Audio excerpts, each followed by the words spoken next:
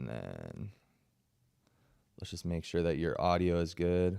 It's good. I'm good. I'm glad I got that off my chest because now I'll be able to not be in a triggered state. Yeah, dude, for sure. Well, I think this stuff is important to talk about even because hold on one second.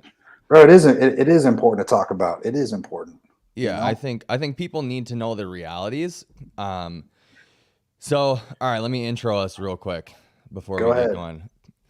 All right, guys, what is up? We're here with Tanner Shuck. Tanner Shuck, for those of you guys that don't know, I like to refer to him right now as CrossFit's Joker. That's kind of what I'm like thinking because for some reason people have this like I to be honest with you, I think that you're getting like a misrepresentation of who you are and what you believe. I think that a lot of what you believe is super similar and you have the same goals as you know what a lot of these CrossFit people have. And the same goal that CrossFit in general has with people. I think that you have the same goal in mind, and I kind of want to be able to represent you in a good light and be able to talk to you about what it is that you believe. Um, so hey, yeah, we were just talking about um, CrossFit and the necessity for it and all these things. One thing that I'm trying to do is I've been trying to connect with different CrossFit coaches to talk to them about what the crux of CrossFit is, what like ties people into it so much, why they believe that it's the magic pill for fitness. Because although I enjoy doing CrossFit myself, I come from a big, just traditional strength and conditioning background. So a little bit about me. I train kids from, you know, teenage years, even younger, all the way up to, you know, to college. I try to get them D1 into D1 schools and even like past that. That's like my main business and what I've done for the past 10 years. And what I initially got into CrossFit about 3 years ago, and I wasn't really in the affiliate life or anything like that, but I've been noticing some trends, you know, since then. So basically, Tanner, I just want to know like what's your history with exercise and like where did you start? How did you get in the gym? I'll keep it brief. Yeah. I've been exercising since I was 7 years old. Um, my dad started training me when I was just a kid. I have grown up inside a gym. I've, like I said, I've been lifting weights since I was 7. Um, I played football most of my life through high school, through college. And once I finished playing college football, when I could no longer pursue playing football professionally, I immediately gravitated towards CrossFit only because it was a competitive outlet for me. Mm, And it was quite a seamless transition. And when I first saw it, I knew that I could do it. And the only thing I ever, at that point in my life, I was 23 or 24. And I was, like I said, looking for a competitive outlet. And I knew that I could work out with anyone. You know, to me, the only thing that the sport of CrossFit was is, all right, do X, Y, Z of this workout and do it as fast as you can. sure. And that just really clicked with me. That's very simple to me. Yeah. Okay, do this amount of work as fast as you can, and you're quote unquote fit if you can do it faster than the other person. So Yeah. that's why I did CrossFit. It's you know, it gets people to work out, very fast with high intensity, and it's undeniably effective for getting people fit or better, but that's not what most people really need. Most people, they're not trying to go compete in CrossFit or the sport of fitness. So that's why I did CrossFit, just because I liked it. It was a competitive outlet for me. Yeah, that's cool. I think that the same thing for me actually, because I competed in strongman powerlifting bodybuilding for a good portion of my life. And then CrossFit was kind of more on the athletic side, if we can put that in quotes, right? Because I'm not really sure how athletic most CrossFitters are. I'm No, really sure, in, dude. yeah, CrossFit's not a real sport. It's a fringe sport at best. Okay, sure. Yeah. So that's like something that I definitely agree with you on. Yeah. yeah, dude. Like, is there anyone getting college scholarships to go play CrossFit? Mm-mm. Is Nope. CrossFit in the Olympics? Nope. Will CrossFit ever be in the Olympics? Probably not because there's no measurable outcomes, right? Because there's no standardization. Exactly. Yeah. All right, like it's like the sport is. High There Rocks is would no have an easier time getting into the Olympics. High Rocks is a much more legitimate sport than CrossFit because there's standardization. Yeah. All right. CrossFit is literally just at the whims of who's ever making the workouts for that competition. Yeah. That's all it is. Yeah. Like, just if you look at it objectively, that's all it is. There's no standardization. And that's a huge flaw in the sport of competitive fitness. And Yeah. hopefully that'll be rectified. I think what Brent Fikowski and Patrick Vellner, I think these guys have probably had the same realizations that I had, you know, because they're more active in the community and still currently competing. You know, hopefully they'll change it for the better. Yeah. So I want to get back to you just a little bit in terms of your CrossFit career. How quickly did you take to CrossFit? Because something that I noticed is people who like were involved in real sport tend to have a much easier time getting into CrossFit. Was that the truth for you? Absolutely. That's my transition into CrossFit was relatively seamless because I've been training my whole life. I already had developed foundational strength, especially barbell strength. All right. The only things I had to learn was how to snatch and how to do basic gymnastic movements, like, you know, a muscle up and, you know, kipping.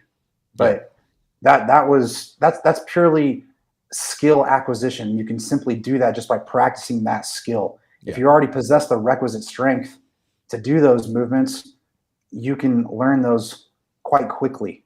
And so that's why I was able to, I did CrossFit. My first CrossFit competition was in 2012, at the end of 2012. And then I qualified for regionals in 2013.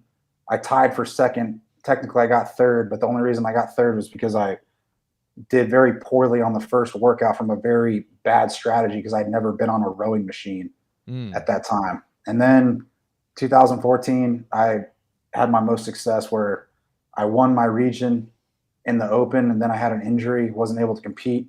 But then I later went on to win the Dubai CrossFit Championship. Wow. Good for you, dude. That's crazy. I didn't know that about you. Do you think something that you just said is that you had the requisite strength, right? You had the strength already, and then it was skill acquisition from there.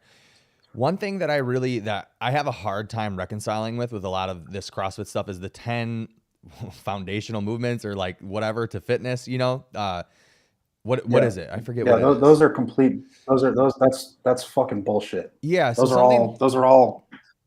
Yeah. One thing that doesn't make any sense. I have such a hard time reconciling with this because I tend to agree with you on the fact that strength training is probably the best thing that you can do for somebody, because literally the barrier to entry just to live life is having enough strength to live life. Absolutely. So, and I use this example, and I know that it's an extreme, it's hyperbole basically, right? But a baby needs to be strong enough to go from crawling to walking.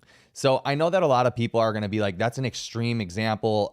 Strength isn't the prerequisite because somebody's aerobic capacity could be limited, or somebody's gymnastics, all this stuff. No. But literally you have to be strong enough to be a marathon runner. You have to be strong enough to do anything. Think about it like this, Justin. This is a very simple way to do it. Okay. Yeah. What do you think your 90-year-old grandpa cares about more?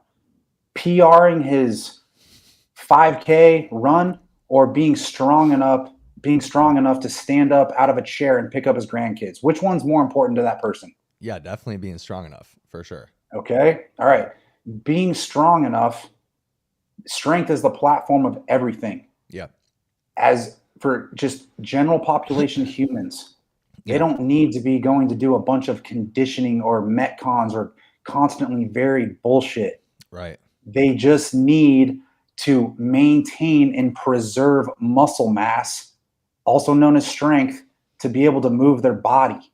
Okay? Yeah. Mm-hmm. Because being able to move your body allows you to do everything. It allows you to do cardio.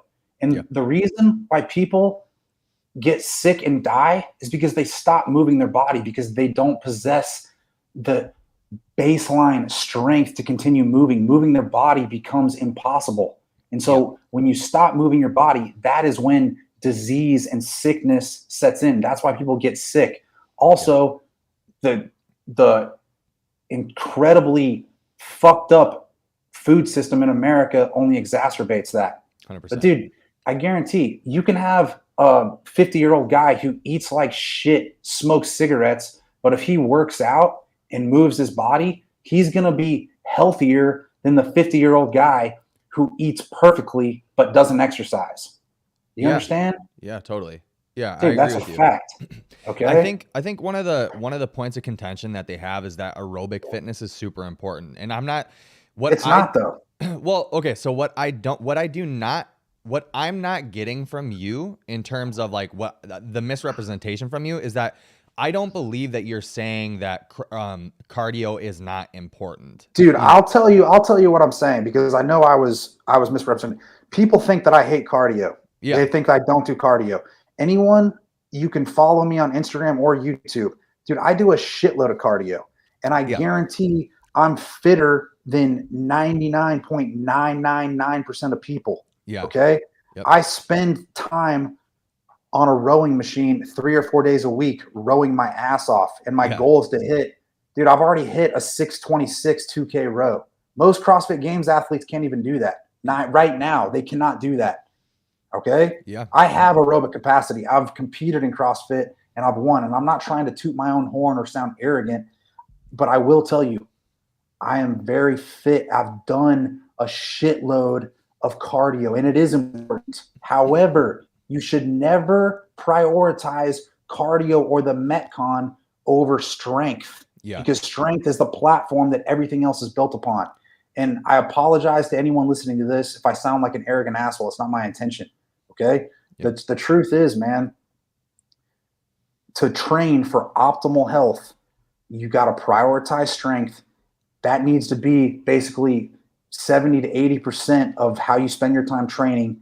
And then 20 to 30% can be your conditioning or your Metcon. I'm not saying it's not important, because it is important. However, it's not as important as strength. Strength is more fundamental. It's the most fundamental everything. You know what I'm saying? Agreed, dude. And I think one thing that is like grossly misrepresented in the CrossFit community, and this came up in your debate actually on Savan's podcast, was that fitness is a correlate to health. So I think that it's a good thing to. No, it's not though. It's not though. I agree. I think that it's really a good thing to define health. But the first thing that I want to say is that if it were true that fitness and health were directly correlated, then that means that it would be ever going, right? So like the fitter you get, which would mean that the healthier that you get. But when you look at even people like marathon runners and even people at the top or echelon for any sport, a lot of them tend to be quite unhealthy. If you're saying that health is the absence of disease or injury and things of that nature, a lot of them tend to be very unhealthy. So if they were both to be correlated rather than or causal of each other, right? Rather than correlated, there wouldn't be diminishing returns at a certain point, right? And that's a thing that I think that the CrossFit community is getting messed up. Do I think that CrossFitters in general may be more fit than, I don't know, somebody who just does bodybuilding-esque exercises and doesn't prioritize cardio at all? Maybe, but it's not. But again, that's all contingent on an arbitrary definition of health. Yeah. So what's your definition of health? Dude, my definition of health is being able to perform everyday life activities and maintaining enough foundational strength to live your life, all right, as long as possible, and live it as long as possible and as well as possible. Okay. Yeah. So dude, my goal right now is to be 90 to 100 years old and still deadlift over double my body weight. All right. To be strong enough to do that. Does that make sense? Yeah. 100%. You need, dude, muscle is the largest organ on your body. Skeletal muscle is the largest organ on your body. And anyone that knows anything, okay, understands that muscle is the organ of longevity. Yeah. Muscle allows you to move your body. So the longer you can maintain and preserve muscle mass, all right, the longer you're going to keep moving. And the longer you keep moving, the longer you're going to live. It is that fundamental. Mm-hmm. I don't even understand how that is a debate. Well, what's interesting to me with the point that you're making, that muscle is the organ of longevity. Dude, you even see people, you even see there's studies on people who just do, I don't know, your normal strength training or even hypertrophy work and the adaptations that it makes on your aerobic systems too, and how it helps your It cardiovascular absolutely health, does. everything. So I don't understand that either. And the problem that I have, again, I'm a proponent of CrossFit. I love CrossFit because I think it drives so many things like community aspect and all these different things, right? It's just good for the average person, in my Dude, opinion. CrossFit's for the average. Dude, CrossFit, I'll be the first to tell you, the impact that the exercise regimen of CrossFit has had on the world as a whole is better than any other exercise regimen, bar none. Yeah, Okay, 100%. it's Yeah, it's had a very positive impact because, like I said, it's gotten more people to get up off their ass and start moving. yeah, That is great. yeah. However, it has some fundamental flaws, and people just want to sit here and misrepresent me and take me out of context and accuse me of talking shit about CrossFit. I'm Yeah. not talking shit about CrossFit. I'm just pointing out that it has some fundamental flaws because I'm actually looking at it for what it is. I'm Yeah. looking at it through an objective lens, and I've done a shitload of CrossFit. I know exactly what it is. All And right. to And I've be, also ventured out of it and I can see, I can see the whole picture. yeah. When people love and do CrossFit and that's all they do, they have tunnel vision. Okay. Yes, yeah. They are incapable of looking at something from an objective lens. And Yeah. they don't want to hear someone like me talking shit about what they love. And I'm not talking shit. I'm just saying, hey, it's far from perfect. There's nothing special about the methodology. There actually is no methodology at all. Yeah. Okay. Yeah. Any exercise program works strictly adhered to, whether it's CrossFit, yoga, berries, Orange Theory, all right, F45, just basic strength training. Mhm. Any exercise program works when it's adhered to. Yeah. That's Yeah. that's simple, man. And dude, I actually personally do not get that from you. Like, I'm not reading from you that you're talking shit about CrossFit. What I believe the issue is with CrossFit is that people have such an emotional tie to it because of what Yeah, it they has done, do. because of what it has Yeah, done for their life in terms of it may have changed your life, and people feel that way about their first bodybuilding competition as well. for But it sure. may have changed your life and you have an emotional, like, there's a lot of addicts who go to CrossFit and then they're tied to Yeah, CrossFit. There's a lot of people who are obese, and I get it too, but that doesn't mean that it's the end all be all. What I think that CrossFit does really well is it gives you a nice bang for your buck for how little time you exercise. That doesn't mean that it's the most efficient, and most people that go to the gym, I don't think really care if it's an hour or an hour and a half. And regardless of the fact that you can do some of the same high intensity protocols, whether you're doing more of a bodybuilding regimen or a strength training regimen, in the same amount of time. CrossFit is just able to make it fun. dude. The reason why CrossFit blew up is because it was constantly varied. Every day is different, and that appeals to a lot of people Yeah. because it's different. It's complex. You're doing all these crazy movements like muscle ups, double unders, handstand walks. All right, and the truth is, complexity appeals to stupid people. All right, they think that you need to go and do some new fancy novel exercise all the time to make progress. When in actuality, Oh no, we lost them. Tanner, we lost you.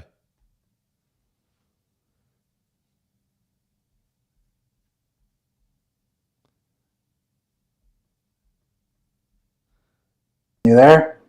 Yeah, give me 1 second. I just want to make sure that your audio is working still. Okay, we're good. So I agree with you. One thing that I just want to push back a little bit on is I don't think that CrossFitters inherently are stupid, right? I think that a lot of people just want to be interested in what they're doing, and variety gives them that, right? And Okay. I don't think that you actually meant like they're stupid or anything like that. I think that No, I you're said complexity appeals to stupid people. They think that you got to do something different all the time to get better. yeah, When in yeah, actuality, it's not the truth. Okay, what's going on in so many CrossFit gyms, all right, is it's at the whim of whoever is programming the workouts of that gym. All right. There's mhm, generally almost exclusively no long term thought or goals that are set in place. Most mhm, CrossFit gyms, they just program the workouts based on the equipment they have, the space they have, and they give people mindless workouts to get them tired and sweaty to make them feel better about themselves. mhm, All right. In my opinion, that is doing people a disservice. They are paying you money. All right. and you are stealing from them by just giving them mindless workouts. All right. What you should be doing, if you're actually serious about helping someone, is get them stronger. And the way to get strong is not doing CrossFit. I'm not saying CrossFit doesn't make you stronger. What I am saying, it is not an efficient way to get stronger because of its constantly varied nature. Yeah. So can we talk about, let's talk about constantly varied real quick, because this is a term that I actually have, I have problems with, because I understand what the CrossFitters are trying to say with constantly varied.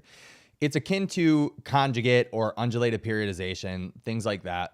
Different, I guess, programming. Bro, those are just trendy buzzwords to make yourself sound smarter than you really are. Sure. In my opinion. So the idea of conjugate, right, which is something that I did for a long time. I did conjugate system, which was changing the implement and not necessarily going from like a back squat to a sandbag squat, but you would change maybe from a straight bar to a camber bar or something from one week to the next. And you'd use percentages based on that. Right.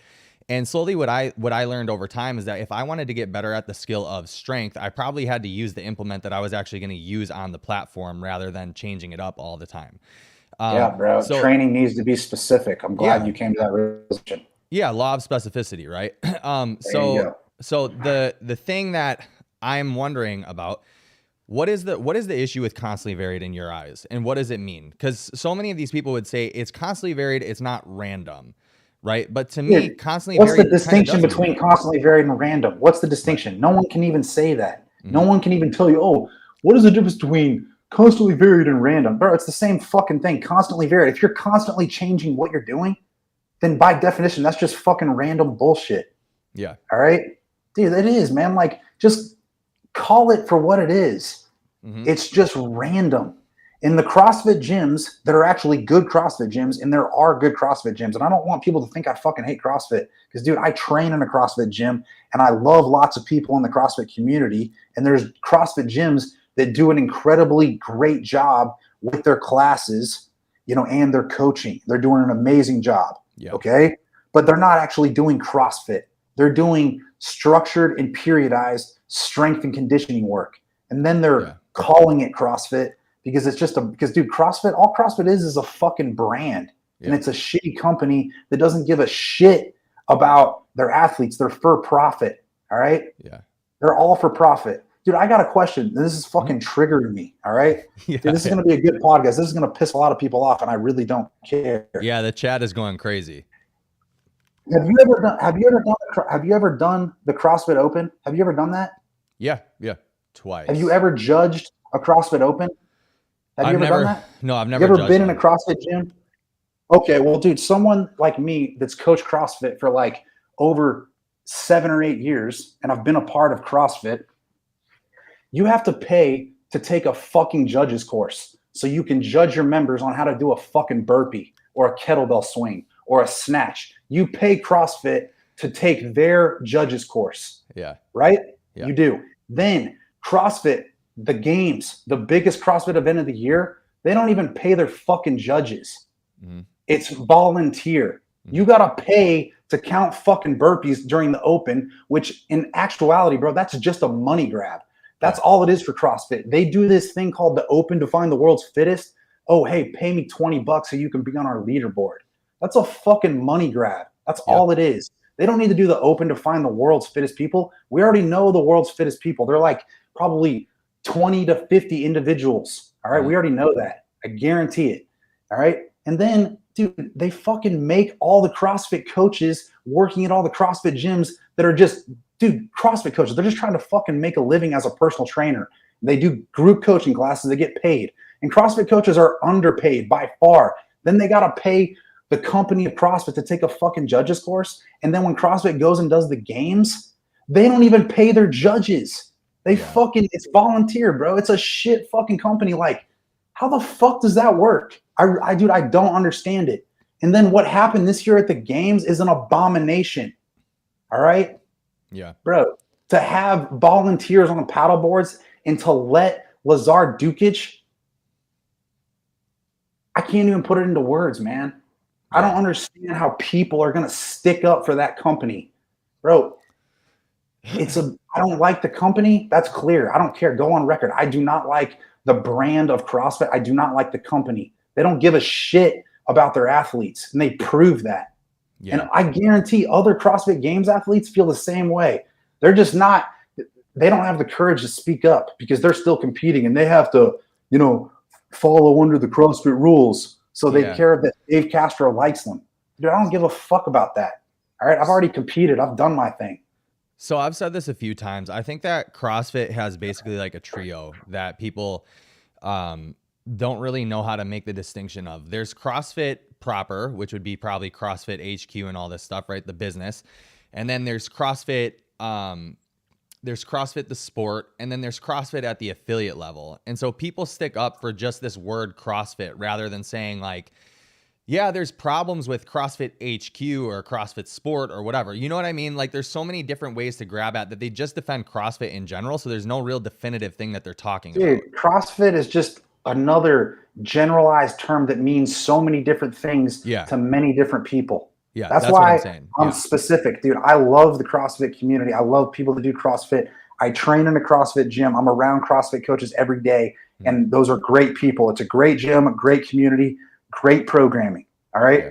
What I do not agree with and what I do not like is I've just seen it for what it is CrossFit, the company, the brand of CrossFit. Yeah. All right. That's all it is, man. It's just, dude, all it is just competitive fitness. Yeah. It's just working out as fast as you can. That's all fucking CrossFit is, dude. Competitive fitness. Which I think is actually why CrossFit made so many waves for so many people and actually like produce results quickly, is because it took the general pop. This is why I really, really appreciate CrossFit and the methodology, right? Let's just call it that for now, because I want to get to what the methodology actually is. But what I appreciate about CrossFit so much is that it takes people who maybe have never exercised or have exercised, but have never experienced getting to proximity of failure, which is really the important part, the intensity aspect. But for sure, but to say that still, right? It's not the only program that does that. So what I like to say is powerlifting and bodybuilding cannot be defined as a methodology, because if you ask somebody that they bodybuild, right? If like really you're ingrained in the actual fitness community in terms of like social media and all this stuff. When you ask somebody, do they bodybuild? They might say, yeah. And then you'd be like, oh, so you compete. And they'll be like, well, no, I just do bodybuilding exercises at the gym. I do 3 sets of 10, 3 sets of 15, whatever. And so for me, it's more like, oh, no. So if you're going to say you do bodybuilding, you compete, but there's still no methodology behind it. So people who go to the gym and say they do bodybuilding, they're really just exercising, right? It's not they're not training. It's not a training regimen. They're just working out, trying to build muscle. Exactly. And that's so CrossFit, I would agree with that statement for sure. Yeah. And so the same thing with powerlifting, right? But the people who exercise properly or even compete, they're getting very close into proximity of failure. And when you look at an IFBB pro train, after one set of hack squats, dude, of like 15, they look the same as after they did a Metcon in a CrossFit gym, like a 6-minute AMRAP. Would you agree with that? Yeah. Well, dude, bodybuilders in general, they're not going to possess the best cardiovascular fitness because their sport does not require that. Right. So they have no need to have, amazing aerobic capacity. Yeah. So, that dude, that's again, it's all about training specificity. They're doing what they need to do to build the most muscle, possible, and to build the most aesthetic physique possible. Yeah. The goals are completely different, man. So you can't even really compare the two. Yeah. So I guess my main point that I'm trying to drive there is that there's no other really methodology of fitness in the world besides CrossFit. And so that gets me down to what is the methodology of CrossFit, because I still I've not met one person that can define what the methodology entails. Dude, I'll tell you what it is. Just look at it. Look at this, man. Look at this objectively. Yeah. I played college football, all right, at Rice. I worked out with my football team every day. We'd work out at fucking 6 a.m. and we would train our asses off. We'd go lift heavy as fuck in the morning. And then in the afternoon, we'd come back and do field agility, football specific drills. We did that every fucking day. As a group, we were competing. We were always trying to get better. That is group fitness. Okay. Yeah. And dude, it works incredibly well because there's a competitive element. Yes. All CrossFit did is they brought that competitive group fitness element to the masses. Because, dude, not everyone plays D1 college football, and not everyone experiences what it's like to go work out in a college football weight room. All right. No one understands that. And so when they go into CrossFit and they're working out with other individuals and there's, oh, hey, do this workout for time. All right. Oh, shit, I got to push myself. And if you're a halfway competitive person, you will push yourself. Yeah. That's the only reason that I gravitated towards CrossFit because, like I said, there was a competitive element to it. Okay. But for general population people that have never done anything competitive or athletic in their life, and they go and do CrossFit and they push themselves out of their comfort zone, of course it's going to work. They're going to be like, holy fuck, this is the answer. This is God's gift to the great earth, just because they're actually working out hard and pushing themselves for the first time in their life. Yeah. All right. There's no methodology behind that. All it is working out fast, working out hard and pushing yourself. Yeah. That's all it is, man. So I talked to a coach last week who's big in the CrossFit space, and I respect him a lot. And he comes from a traditional strength and conditioning background as well. Like what did exercise phys as his, his degree in whatever. Or maybe not phys, exercise science, whatever it was. Anyway, but he explained to me that CrossFit as a methodology entails like eating well. So I think the paleo diet or whatever, right? It entails exercising in broad time domains. It entails sleep, like all these healthy things, right? That, by the way, normal people who focus on their health do. So it drives me to the question of, so if you're exercising intensely, let's say that you're a bodybuilder who does time under tension, basically, right? Who's like making sure that you're in a time domain. Technically, if you're doing like a 3-second concentric, a 1-second eccentric, and then pausing, that's technically a time domain. If you're doing that, you're focusing on your sleep, you're focusing on eating properly, hydration. Are you by nature then kind of doing CrossFit in their terms?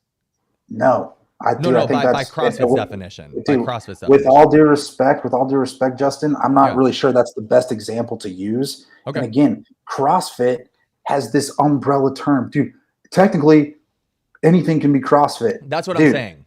Anything, it's so fucking arbitrary and broad that, dude, it's become so diluted and watered down that, dude, no one even knows what CrossFit or the methodology is anymore. And I'm just saying, dude, there is no fucking methodology.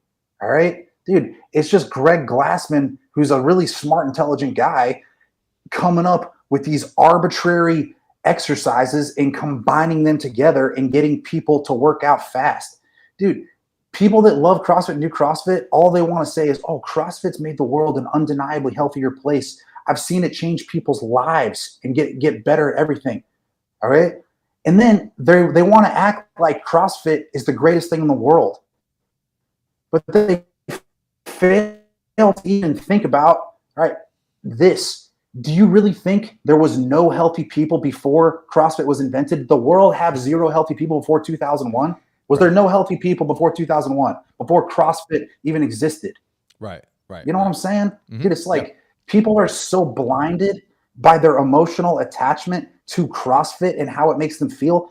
They are incapable of looking at it objectively and the methodology. And I'm not saying CrossFit doesn't get people results, but it's not CrossFit or the methodology getting people results. It's them working out hard and pushing themselves. And you can work out hard and push yourself anywhere. It doesn't have to be in a CrossFit gym. It could be fucking anywhere, bro. You know what I'm saying? No, and that is my biggest point of contention with CrossFit is that I don't think it's CrossFit the magic pill. I think it's CrossFit introduces, again, like I said before, people who have either never exercised or been close to proximity of failure to get to exercise intensely, because it's not just CrossFit that produces these same results. And if it were, my big thing is too, if that were the case, why is there no research on it? And then we'll get into the debate. Well, the NSCA prevented CrossFit because of Coca-Cola and all this stuff, right? But what I find really interesting too is that when it comes to talking about CrossFit, like right now our chat is going crazy. Like people are very triggered about this, which is the totally emotional fine. tie, right? That's the tell all the people in your chat, go follow me on YouTube and Instagram and watch my Instagram story for 2 months. And see how I live my life. Right, and tell me I'm not fit. And tell me I'm not strong. No. Right? And I don't think there's any debating that. But what is interesting to me is the when it comes to CrossFit compared to let's just call other forms of exercise like methodologies just for the sake of using terms, right? But when it comes to CrossFit versus powerlifting, bodybuilding, all this stuff, right? You cannot appeal to authority when it comes to studies done on bodybuilding or just normal exercise. But anytime that you get into a debate with CrossFitter, they appeal to authority in the sense that, well, this is what CrossFit says. What your stuff says is wrong. Dude, that's indoctrination by Glassman. That's all these CrossFitters just being sheep and not thinking for themselves. Okay? Dude, if you want to really get healthy and improve your fitness and actually train for optimal health, first things first, get stronger, optimize your body composition, get as strong and as lean as you can, carry as little body fat and get strong as shit, objectively, measurably stronger through consistent, progressive strength work, not fucking constantly varied bullshit that you're just making up out of thin air. Okay? Yeah. Then spend 80% of your time training like that, prioritizing strength, bringing up your big barbell lifts, your squat, your deadlift, your press, your bench press, strict pull-ups, strict dips. Yeah. Those are going to be the best ones that provide you the most value.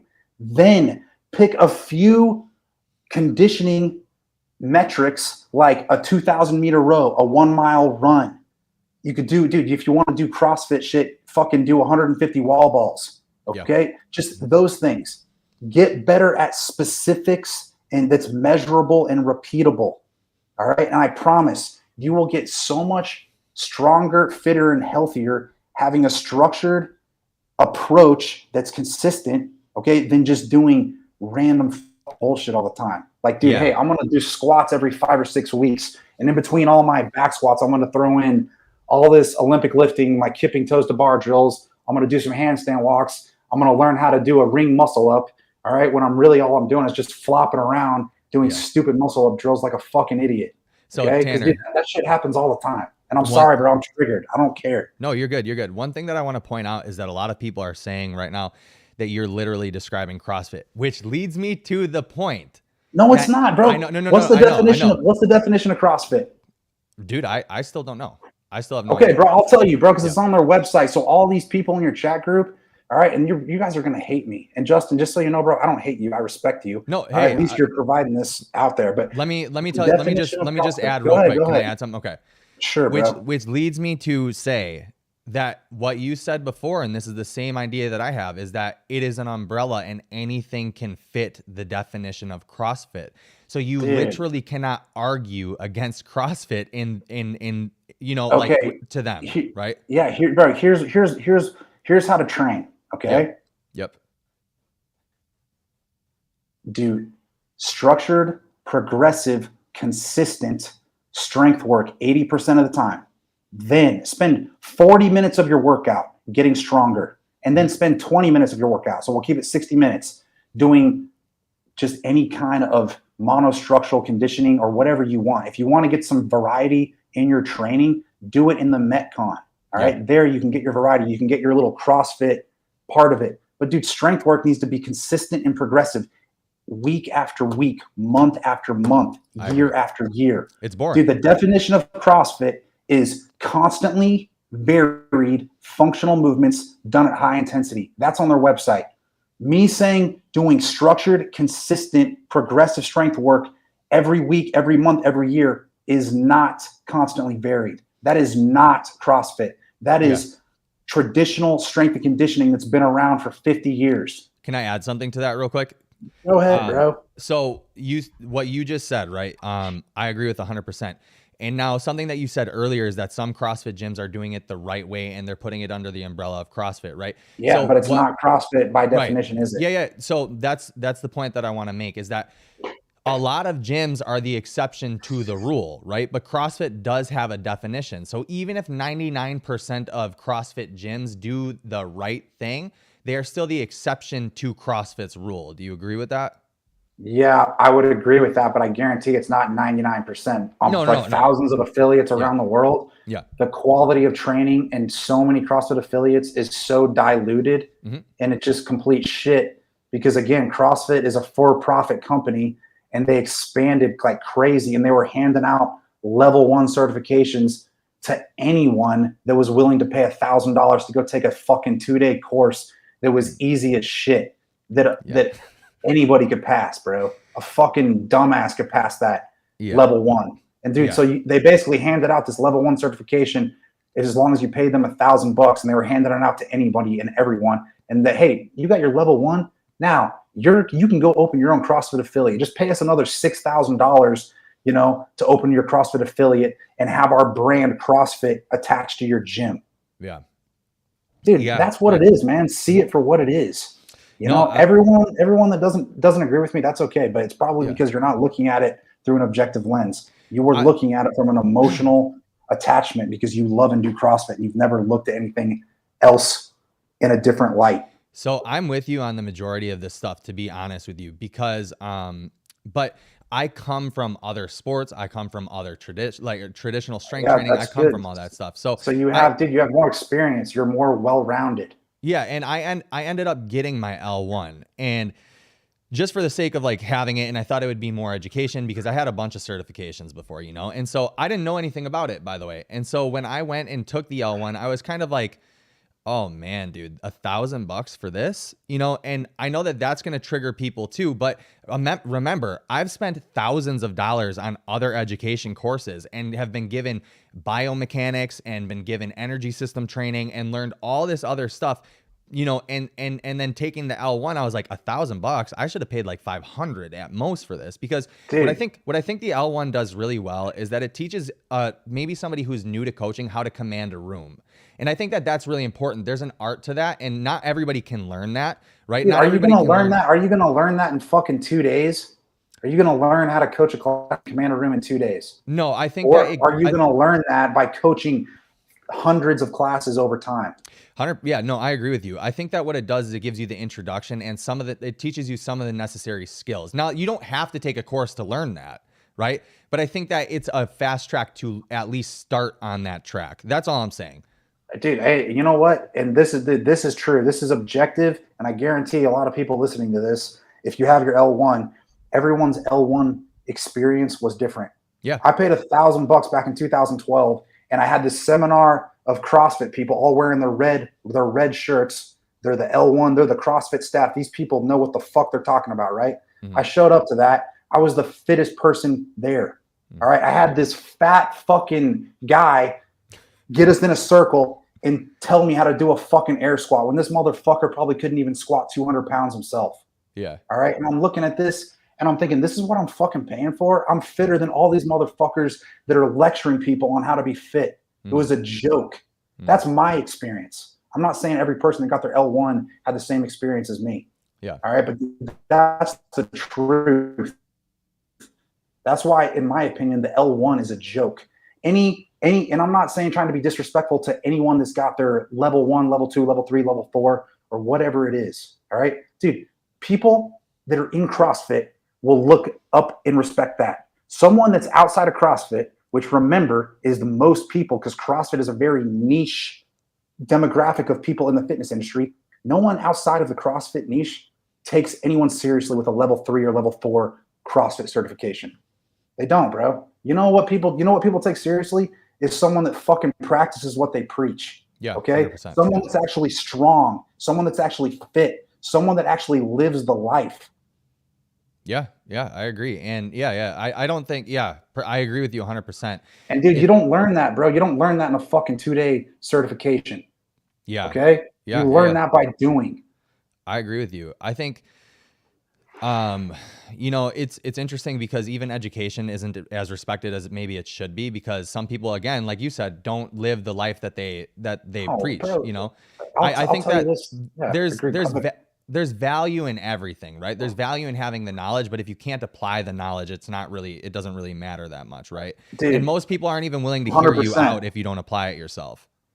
Dude, agreed. Like, dude, I got a fucking CrossFit level certification in 2012, and then they told me, oh, hey, your certification's expired. You need to renew. I got the email. I fucking deleted that shit and just kept living my life. Yeah. Because I knew that fucking certification is a joke. All right? Yeah.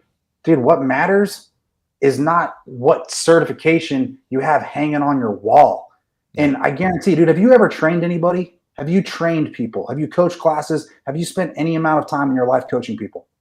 Me? Yeah, you, bro. I'm asking you, have you? Hundreds, dude. Hundreds. Good. Yeah. Okay. How many of the hundreds or thousands of clients or classes have you coached? How many people have asked you, hey, man, how many certifications do you have hanging on your wall?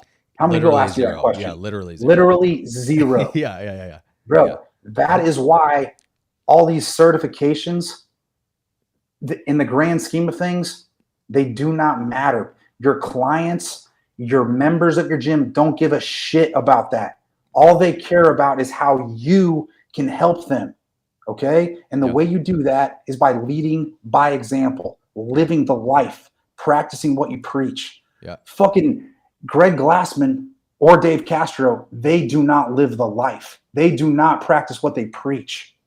All right. And then they're telling everyone how to do fucking CrossFit and follow that. Dude, everyone is just a bunch of sheep and they're too afraid to voice their own opinions or speak out against them. Dude, I'm not afraid. I don't care. I have no affiliation with CrossFit. I don't own a CrossFit gym. I've done a shitload of CrossFit. I've competed in it. I've made a lot of money competing in it. But I don't care about the company of CrossFit because I don't believe in their leadership. Yeah. I think they're a bunch of hypocrites, and I think they're a bunch of money-driven people that actually don't care about helping people get healthy. They just care about charging you money, you know?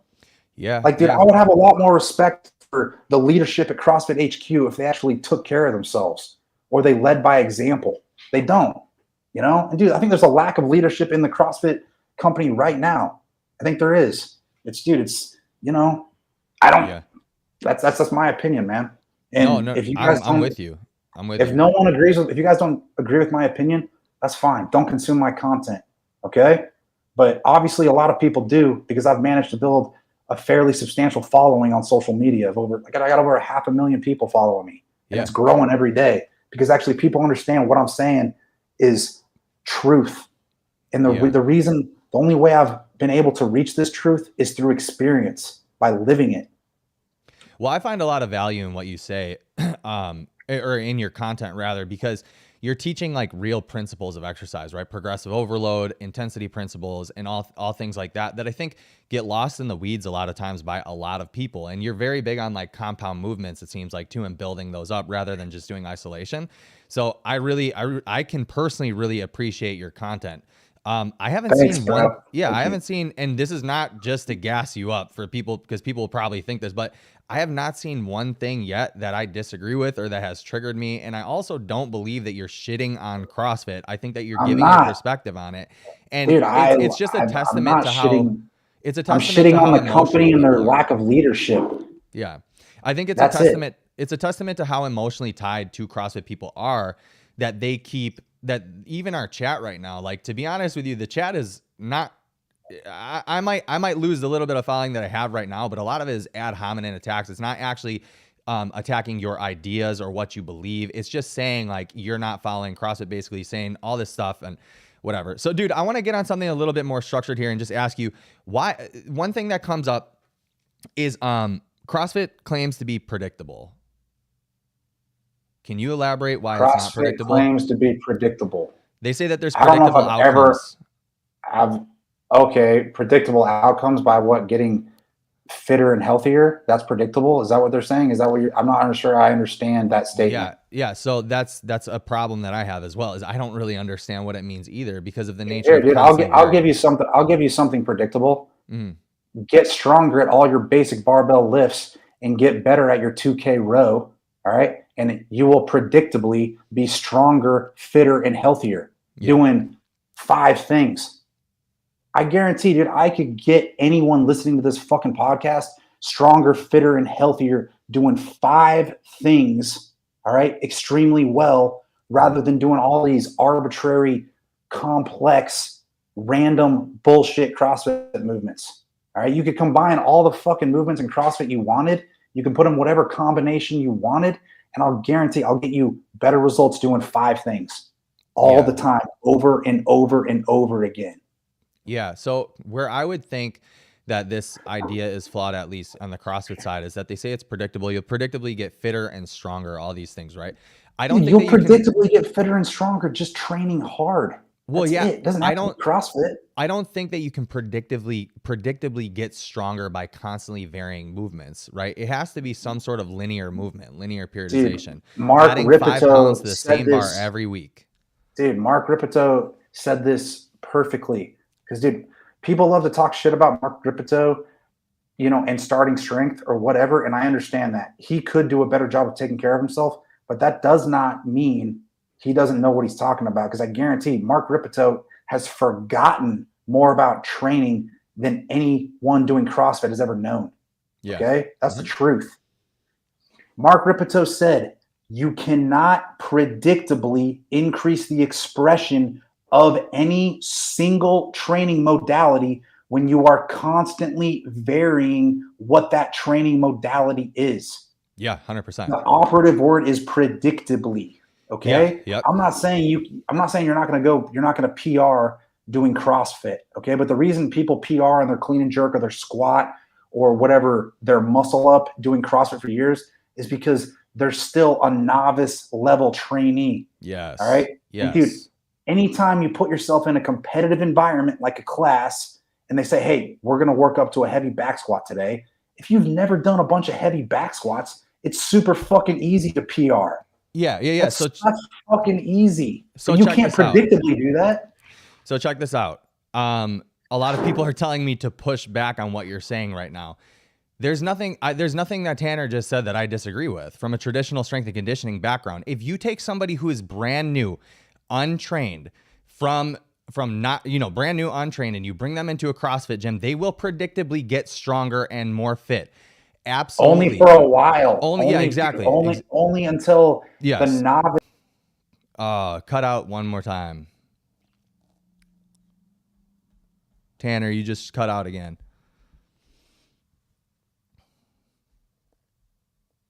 No, he just cut out.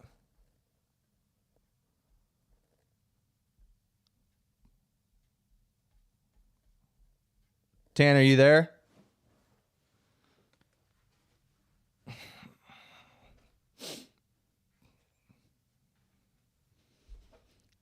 Keeping it real. Tell me exactly. Hey, Hiller, what's up?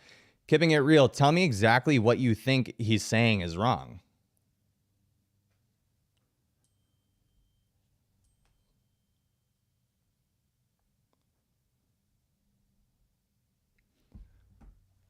Tanner, you cut out, dude.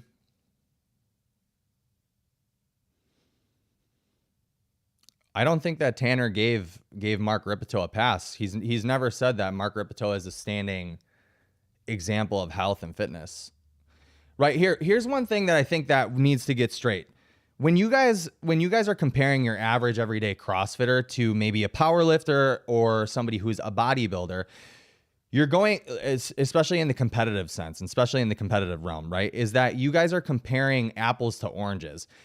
The person who's going to CrossFit, who's brand new to CrossFit, is looking for longevity. They're looking for just health and just fitness, right? But when you're talking about somebody like Mark Ripito or somebody who's trying to maximize strength or body composition in a bodybuilding sense, their goal is not longevity. It's not health. It's not fitness. Their goal is to be the best at their given sport. CrossFit proper as a methodology is not looking to be the best at any of those things. They're looking to be generalists from what I understand. Someone like Mark Ripito or even Mitchell Hooper or whatever, they are not trying to be standing examples of fitness and wellness. They're looking to be good at sport being powerlifting, sport being strongman, sport being things like that. They're not looking to be the best, the most healthy person. That's where I think you guys are getting a little bit confused with this. So why don't you push back on that against Tanner? Tanner and I are agreeing on a lot of things. There's not really much for me to disagree with. Tanner, one thing that I guess I should bring up, right, is are you there?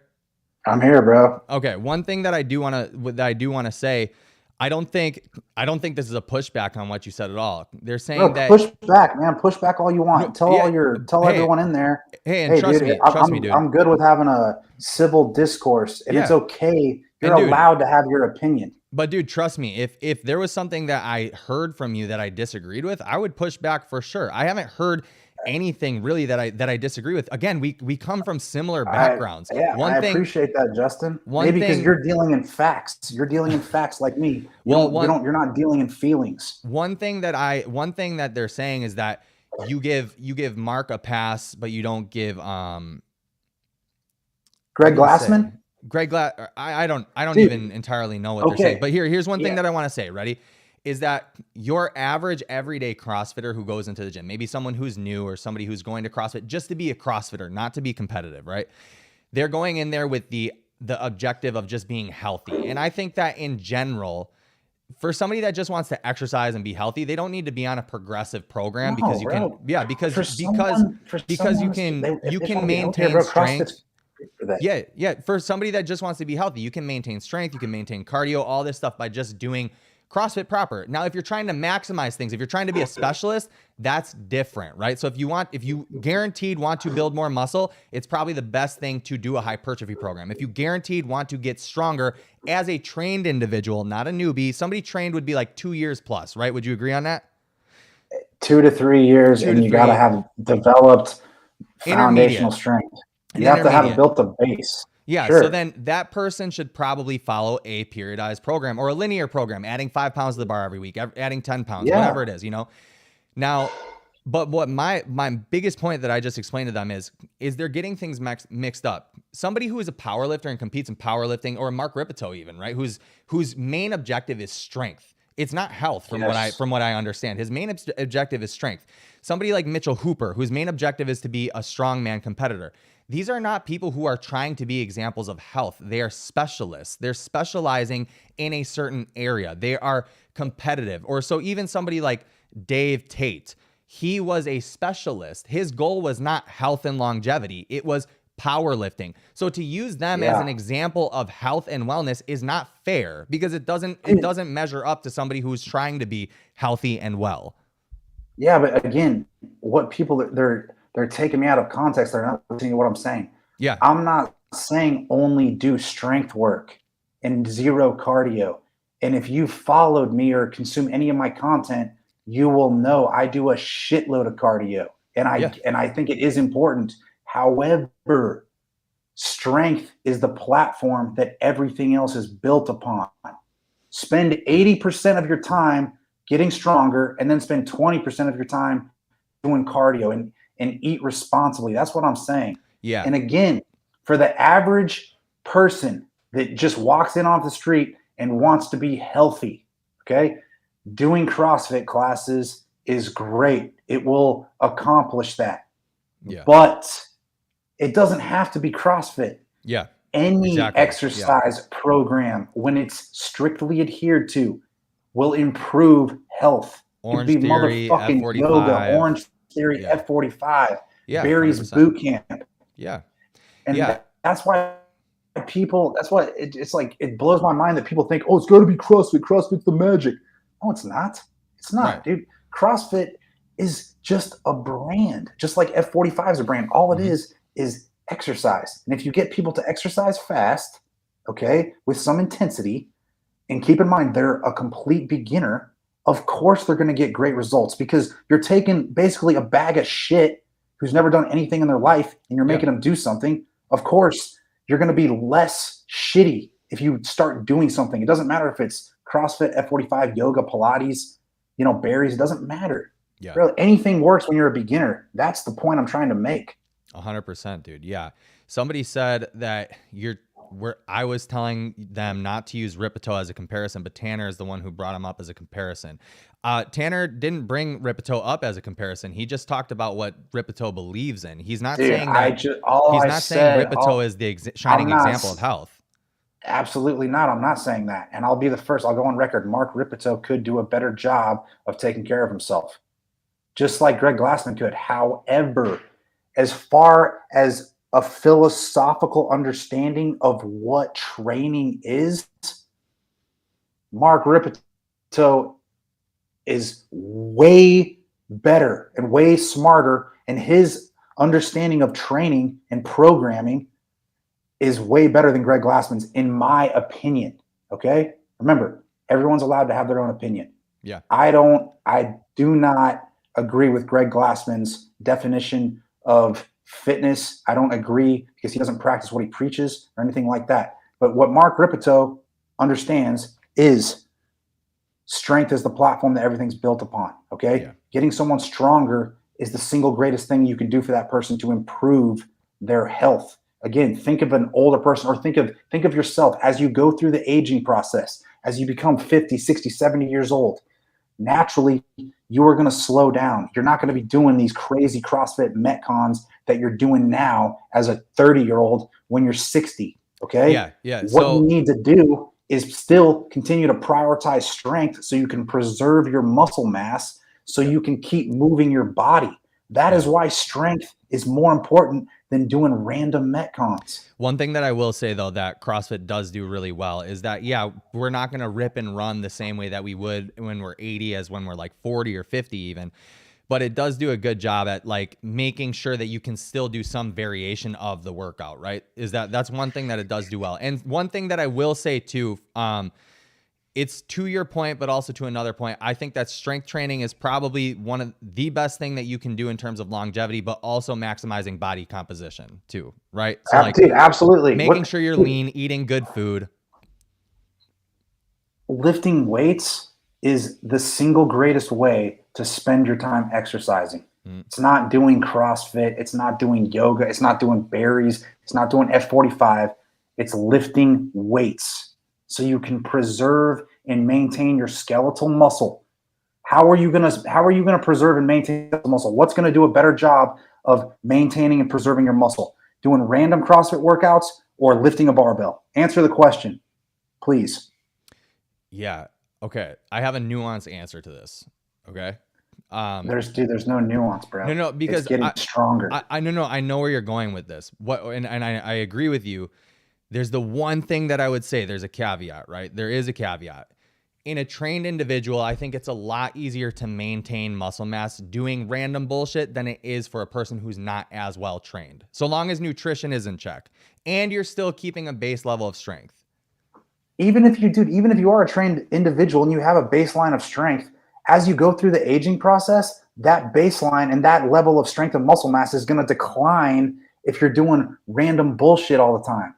Yeah. Can we define That's why CrossFit is flawed, because it's constantly varied. You're not prioritizing strength work. I agree. So what I want to ask though is, are you saying as you get older that you have to keep trying to add 5 to 10 pounds to the bar every single week? Or are you saying maintenance level? I'm not saying that. Okay. I'm not saying that. Cool. I'm saying try to maintain and preserve it the best you can. Dude, we're all going to die. We're all going to eventually lose muscle mass. However, the people that actively fight to try to maintain and preserve the muscle mass by lifting fucking weights, not doing CrossFit, random CrossFit, those people are going to live longer as long as they're eating responsibly and at least moving their body, going for a walk. You don't have to do this high intensity CrossFit bullshit to be fucking healthy, bro. You don't. Just lift weights, maintain your muscle, and do some kind of light cardio. Do whichever kind of cardio you enjoy most. And if that's CrossFit, do fucking CrossFit. Yeah. All right. That's totally fine. But you should lift weights and preserve your muscle as you go through the aging process. You just answered the question that I was going to ask you, which is, do you still believe though for longevity that you need to have some sort of aerobic training in there? You just answered that. So dude, there's this study, Peter Attia, he's gone viral. People probably know who Peter Attia is. He's this bald doctor, really smart guy. He's quoted this scientific study that VO2 is one of the best predictors of life expectancy, and longevity. All right. You know what else is an incredible predictor of life expectancy and longevity is your leg strength and your grip strength. Yeah. Yep. They're correlative. Dude, it doesn't have to be VO2 max. And again, you cannot do cardio if you lack the foundational strength to move your body, to do the actual cardio. You have to be strong enough. Yeah. That's why if someone only runs, they only run or they only do cardio or they only do CrossFit Metcons, if that's all they do, they'll get fit for a while. But then after they reach the post-novice trainee level, they're no longer a noob and they're no longer making those beginner gains. If they keep training the same way and just doing random CrossFit workouts or just only cardio, they're going to slowly decline as they go through the aging process because they're not sending their body a signal to build or maintain muscle because they're not lifting weights. Yeah. That dude, if anyone listens to this conversation today, I just seriously hope you take that away.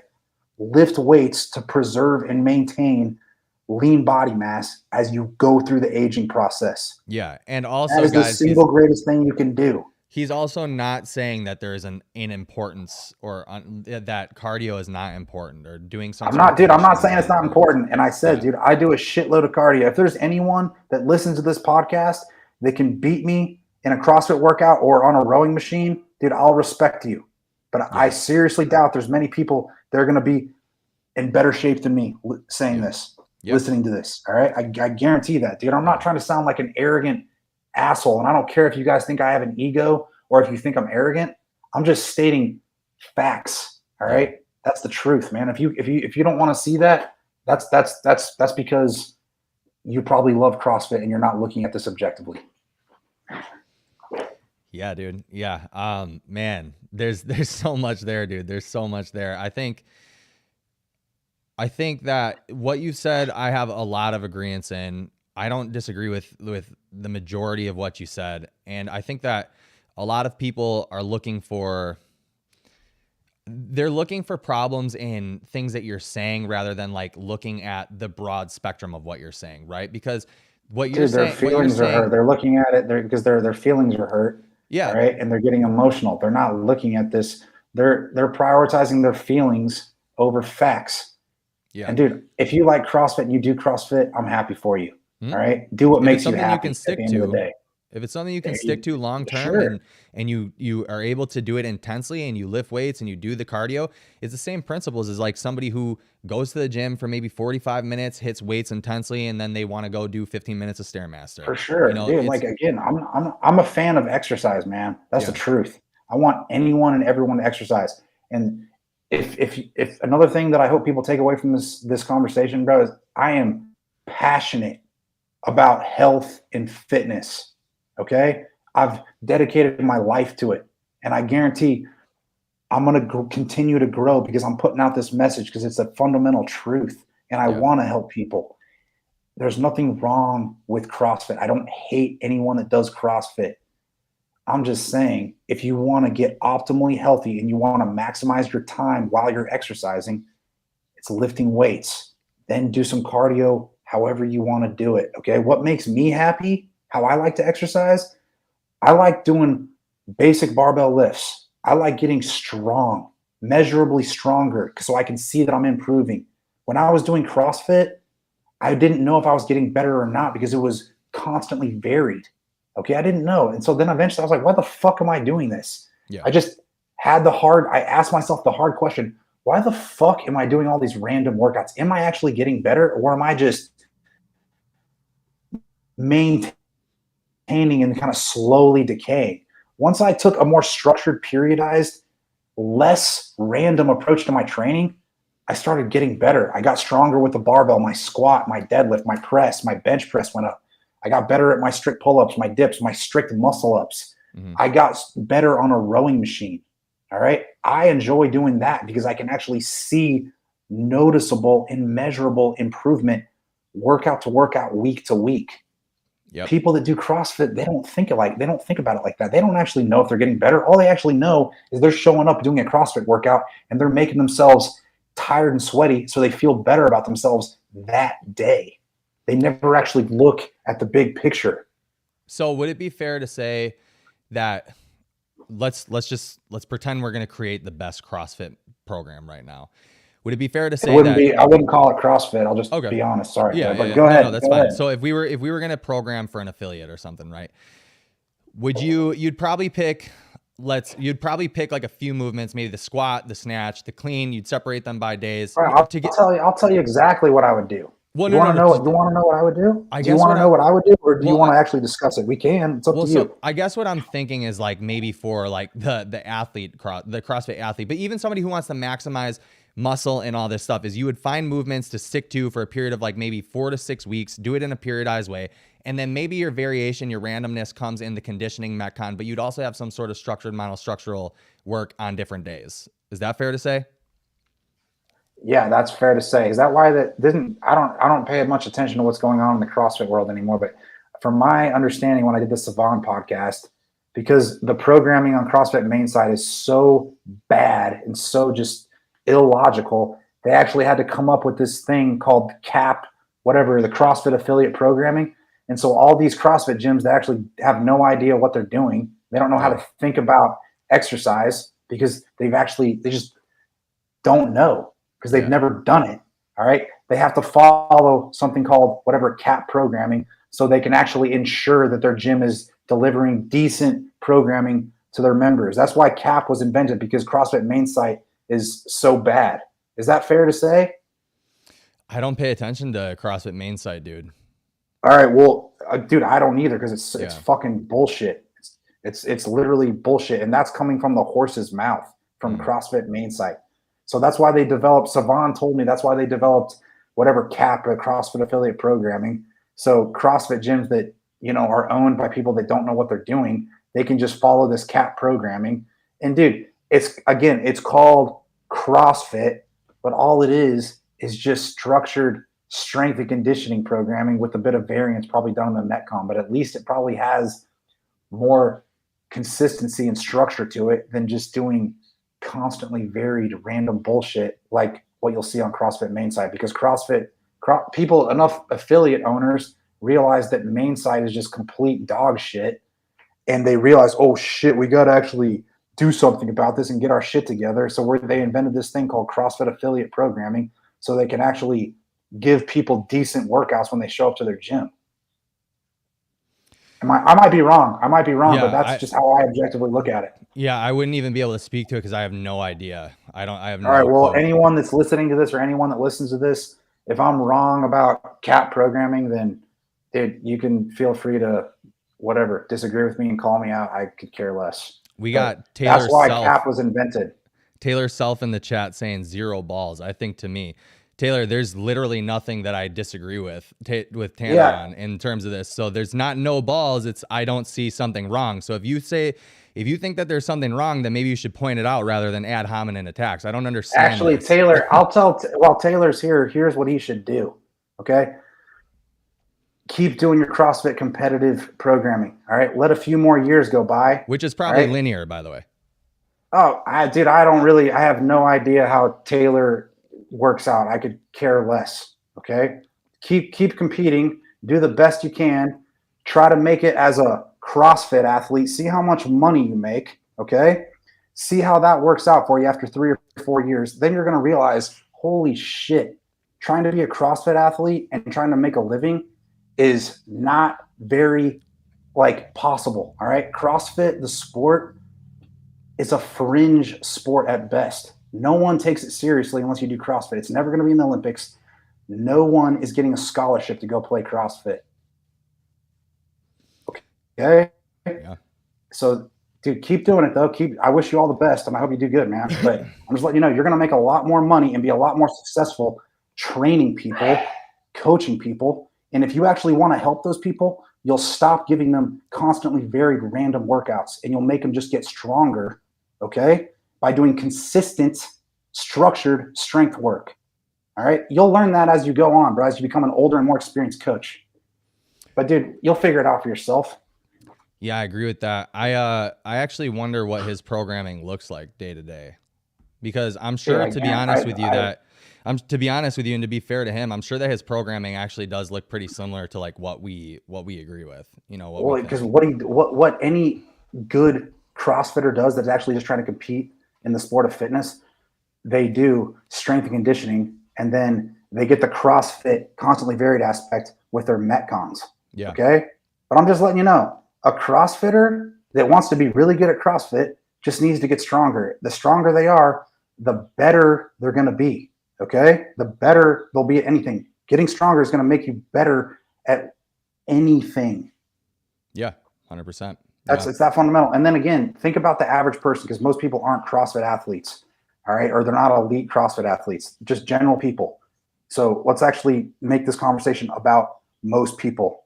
And I wasn't trying to take a stab at Taylor, but if he's going to join this conversation, I'll just go ahead and give him my 2 cents because I'm not going to talk to you on social media outside of that. All right. Yeah, no, they think that you are taking a stab at him. I didn't. Well, okay. Hey, if everyone wants to know the truth, Taylor took a stab at me first, and then he made this fucking random Instagram story talking shit about some girl doing an overhead press. I'm not saying I agree with that. It's just fucking stupid ass drama. So I blocked his ass because I don't even need that in my life. All right. Him and his little CrossFit buddies, all they want to do is just make drama about people because people feed on drama because people have nothing better to do with their time. I don't want to talk about that. Really, 1 sec. Sorry, Justin. Yeah, no, you're good, man. You're good. I just want to tell the average person, if you really just want to get healthier and better, get stronger. That's the single greatest thing you can do to help yourself. Yeah. Add in some cardio, add in whichever form of cardio that you enjoy the most. Get stronger, maximize body composition, and a little bit of cardio. I agree. So don't be a fat sack of shit. Be lean. Yeah. Somewhat lean. Very good. Yeah. I agree, dude. Well, hey, man, I really appreciate you coming on here and taking the time to, kind of voice your opinion and give clarity on some of the stuff that you said. I think a lot of these people. Dude, I don't even know this was a fucking CrossFit podcast. Is this a CrossFit podcast? No, I don't say that I'm a CrossFit podcast. I say that I'm CrossFit fitness adjacent, because CrossFit is definitely not the only thing that I'm interested in terms of health and fitness. Like I said, I come from a traditional strength and conditioning background. I have 10 plus years in actual strength and conditioning, helping like athletes get to higher levels. I competed in strongman, bodybuilding, powerlifting myself. I've competed at a very low level of CrossFit. So I'm interested in all modalities. I find value in every single modality, if you want to call it, of fitness. That's and great. Again, I think that CrossFit is really good at group fitness and making people who have never touched intensity before, whether trained or untrained. I think what CrossFit does really well is even people who are experienced lifters and experienced trainees have never trained at the extent that CrossFit offers in terms of intensity. And I think that there's a lot of value in that as well. Yeah, most people, I would agree with that. Dude, but when I first started CrossFit after playing college football, I got weaker. That's the truth. I got weaker doing CrossFit too. Yeah, I got weaker. But again, I didn't come into CrossFit as, an untrained person. I was already an advanced level trainee. Mm-hmm. And then once I saw CrossFit and just doing random bullshit, I actually stopped doing CrossFit by definition. And then I just started doing strength and conditioning, and I just randomized some Metcons. That's all I did. And that's how I trained and how I competed. And if I was going to go back and compete in the sport of CrossFit, that's exactly what I would do again. I would prioritize strength work, and then I would get the variance in my training from, doing just Metcons, whatever that was that day. But it wouldn't be constantly varied, and I would always be prioritizing strength and preserving strength, whether I was competing as an athlete or I was just an everyday general population person. Yeah, for sure. Well, dude, again, I appreciate you coming on, man. I'll just, last thing, man, I'm sorry. I didn't know anything about your podcast. I don't know anything about you. And I didn't know there was going to be CrossFitters listening to this. Again, I do not hate the CrossFit community. I don't hate anyone that does CrossFit. I just think the methodology there is no methodology. CrossFit is a fringe sport, and if you like it, do it. Good for you. I'm happy for you. Doing CrossFit is certainly better than, doing a lot of other things that you could do. So just, I'll leave it at that, man. And if you guys, I don't really want to deal with any more CrossFit drama, to be honest, man. I got everything I needed to get off my chest. I'm going to keep living my life and continue to focus on what matters to me. If you guys want to spend your whole life in this little tunnel vision thing of CrossFit, and that's all you want to think about and that's all you want to do, be my guest. The world is bigger than CrossFit. The fitness industry is bigger than CrossFit. And I hope more people realize that. Yeah, I definitely agree with that, dude. All right, bro. Well, I appreciate you, man. I'll let you know when this officially goes up, when I edit it and stuff. And yeah, dude. Do whatever you got to do, Justin. I appreciate you having me on, man. I'm glad that you and I agree on those things. Yeah, dude. Keep rocking it. I appreciate you, bro. Thank you. All right. We'll see you, dude. Take care. Bye. All right, guys. I'm going to stay on for a little bit to maybe clarify some of this stuff. So Tanner Self came on, called me retarded. Dude, that's pretty sweet, man. That's pretty sweet. Yeah, I don't really know what to say to that, dude. Ad hominem attacks are sick, I guess. Hiller said, let's go read some of these. So you guys, I want to give you guys the opportunity to kind of open up questions to me. Okay. Give me some questions on like, what do you disagree with that I said? I saw something that some of you guys said that I got fitter. I got fitter when I did CrossFit. Yeah, of course I got fitter because I wasn't prioritizing fitness.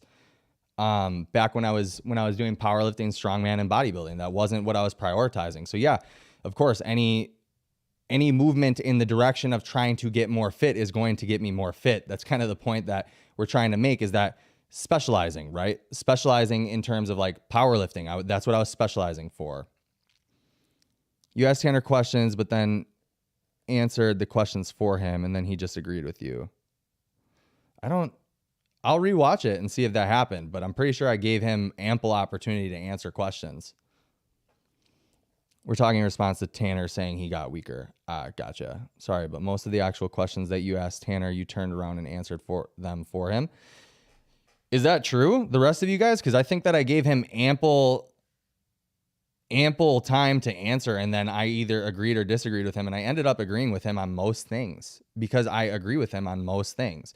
And I think that what's interesting is he doesn't hate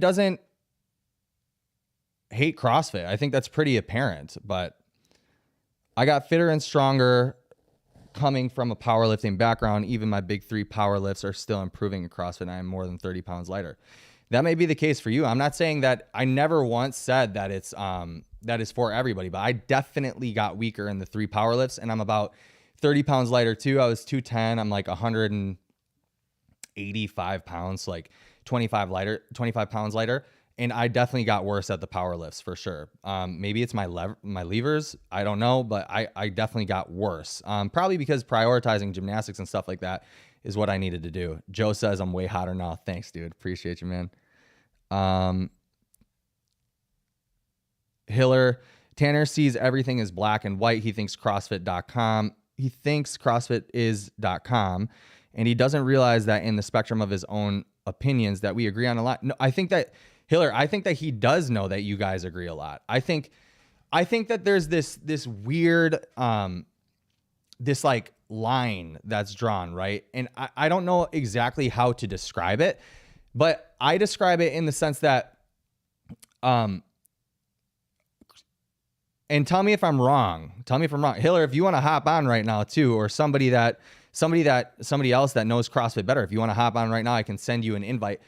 I think what the discrepancy here is that CrossFit proper, from my understanding, is that it's all constantly varied, which means like 1 week you might squat with a barbell, the next week you might squat with like a sandbag or something, for Taylor's example in the Savan, debate, and that somehow gets you better at squatting, right? Or squatting a 1 rep max with a barbell. And it doesn't, right? Philip Kelly, why wouldn't you bring up any of the comments while Tanner was still on? What are you afraid of? What comments, dude? I'm not afraid of anybody, especially not over the internet. I'm not afraid of somebody. Cucking for views too. Interesting. I'm not cucking for views. This is something that is a topic that this is a conversation that we're having right now. So if Hiller would hop on, it's relevant, and I wouldn't even put his name in the title. So definitely not cucking for views. That's interesting. Vindicate. Nah, Justin is a good dude. Thank you, sir. Appreciate you, man. Look, so if you guys just like go and look at the chat, you can tell how triggered you guys are that somebody has a differencing of opinion of yours that actually, like Hiller said, is not that much of a different opinion. There's not that much variance in what is saying, or what he's saying. PK 100%, the whole chat. Yeah, look at the chat, dude. Look at the chat. Ad hominem at Philip Kelly. A lot of this has been ad hominem. How do I get on while driving? Hiller, I can send you a link via Instagram, if that works for you.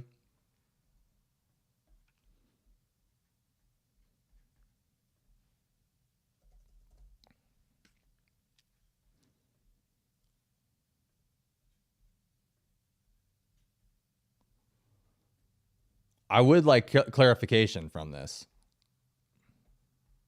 I would even have Taylor on, dude. Taylor Self, even though he's like called me a pussy and all this stuff, which is really interesting. We don't even know each other, dude. We definitely don't know each other. And I asked Taylor Self to have a phone call conversation weeks ago, and then he told me to do it on live, but he never did it. So I don't really know who's got the labes here, dude. You wouldn't even have a phone call conversation with me. You wanted to do it for content. Hiller, I sent you the link in Instagram DMs. So all you have to do is just click that.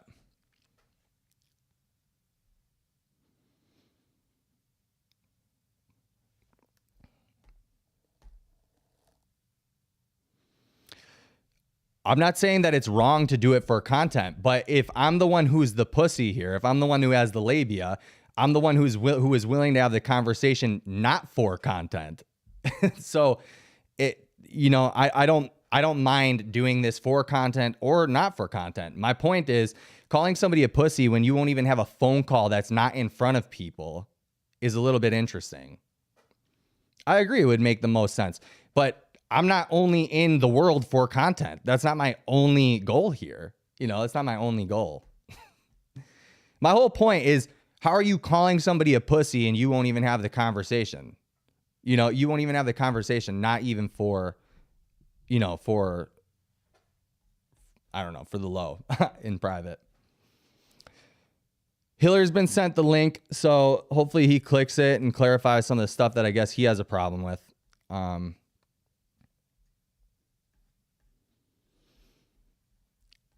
Keeping it real, but I like you. I like you too, dude. You wanted to call him on his contradictions.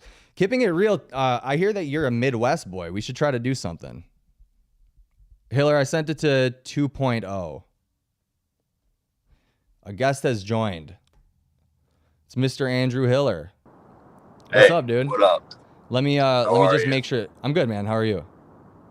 Good. Let me make sure that your audio is good. Okay. I got like 10, 12 minutes. All right, dude. I got you. All right. What are your points of contention here, dude? I appreciate you hopping on. I jumped on the last, 10 minutes or so. Okay. And dude, it's like you were saying with the chat, it's like you don't have to be on one side or the other. And a lot of the stuff he's saying is true in theory. Like, it is better to have more muscle mass. But I think the dude fails to realize that for a lot of people, CrossFit does add muscle mass. And I don't know like what his training looked like, but it sounds like he just threw his face through the wall in Metcons. And anybody who does a CrossFit program knows that that's not what CrossFit is. It's like at least once out of every like 5 to 7 days, you're doing something where you're loading the body, and loading the body for somebody who is untrained, as he's talking about, will add mass to them, muscle mass. Just like if you go do a yoke walk, you're going to give your body a stimulus that's going to throw on muscle. And he doesn't understand that doing a yoke walk will carry over to your back squat, to your deadlift, to your power clean, to your snatch, and all that stuff, which is kind of where it comes from. And he also frequently, that when he says it works, you cut out a little bit, dude. That he also frequently forgets that when you're talking about it works so well for the newbie, and he calls everybody pieces of shit, which kind of gets me pissed off. It's like, don't call people in general who are starting pieces of shit. And he does this, and he did it on your show too. It's like, you got this sack of shit over here, and they're gonna do CrossFit, and they're gonna see all these gains. Well, it's like, yeah, random stuff to a newbie. It's like, well, dude, it works for everybody that way. It's like, I'm gonna get way better at golf within the first year than I am in the next year, and literally anything you do works that way. Like fucking making videos works that way. That I learned way more off the bat than I have in the past month. It's like my bench press only goes up 3 pounds at the back end, Tanner. I think you guys agree on that point, you know? You guys agree on that point. And so what I think but for some reason he likes to throw CrossFit into the bucket that is like just why it works. Like, no, it's how everything works. Right? You cut out on that last part. Did I lose you? Yeah. It's how everything works. Sorry. Yeah, so I don't think that that's the disagreement at all here, right? I think that because we all know untrained people, as soon as you get in the gym, you do any sort of exercise, you're going to see like fairly linear progress, even if you're not doing a linear program, right? And so like, I don't think that he's saying either that. And that's what he says, but he says that CrossFit is bad for that. You think CrossFit's bad for that? Then he forgets like the goal of progress is fitness in general. Do you think he assumes it's strength, and because he assumes it's strength, CrossFit is bad? Do you think that he says that it's bad or that it's not optimal? Stronger. Do you think he says it's bad or not optimal? Because probably both. Probably both. Okay, because mostly what I get from him is that it's not the optimal way to get stronger, and like I think that we all have to agree with that, right? Like doing a yoke carry to get stronger at a squat is not the optimal way to get better at a squat, right? A yoke on a Wednesday and a squat on a Saturday and then a deadlift on the following Tuesday. Sure. Yeah. That's not the optimal way to get stronger. Correct. Yeah, totally. So I'm not disagreeing with you that it'll have crossover or not, because it for sure will. You have load on your back, right? It gives you better at that portion. But in the spectrum of things that like the human would want to theoretically be good at or able to do, it's like, that's kind of how you would want to do it. So can you define functional fitness for me in the way that CrossFit defines it? I would say that it's the ability to do what your task is at hand in front of you whenever you have to do that task. So do you think, a question that I've like been really wondering, do you believe that maybe a lat pull down, a bench press, a squat, and a deadlift are functional movements or no? Yes. Okay. So so then I guess one of my biggest points of like contention is, I guess, dude, I love doing CrossFit, by the way. I found it at if you got to go dig a hole and you're working on your strength on the deadlift, would you rather have the CrossFitter who can do Diane in 4 minutes, or would you rather have the power lifter who can deadlift 500 for 1? Do you got to dig the hole really quick? Well, I mean, it's like a Stanley Yelnats hole, like in the movie or the book holes, like a 6x6er. You're the movie phenom, dude. I don't even know. But you don't know Stanley Yelnats, bro? Come on. No, dude. I feel like Tanner. I'm broing you, bro. What I would say is that they both be pretty efficient at digging a hole. Now, in a time domain, maybe the CrossFitter, but they'd both be pretty good at digging that hole. Now, I've never seen a hole that needs to be dug that is shallow and not time extensive. Let's put it that way. Okay. So as long as the CrossFitter is pretty strong, then yeah, I mean, for sure the CrossFitter. A 4 minute Diane, right? That's like nothing crazy, but it's also not easy. What is Diane? 21, 15, 9, deadlift, handstand, push up, 225 for the men. Yeah. Wow, this isn't a CrossFit podcast. I'm off base here. Yeah, dude. So dude, but this is kind of the whole point that like I want to do is I want to get to like the nitty gritty of like what CrossFit is at its core, because I think that even a lot of people who are in CrossFit don't really truly understand what CrossFit proper is. Would you agree? Like you're an OG would say Tanner of CrossFit, doesn't. Right? I wouldn't say that. No.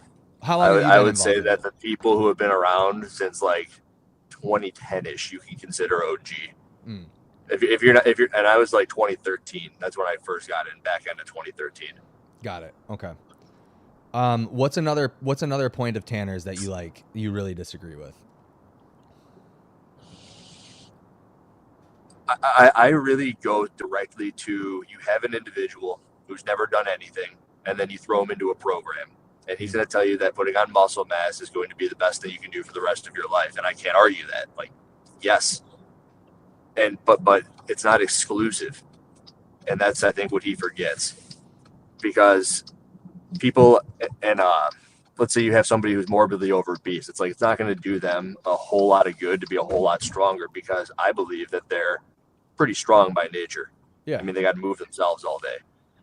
They probably got to work on a handful of other things. I mean, adding strength to somebody, a woman who's 300 pounds isn't the best bang for your buck.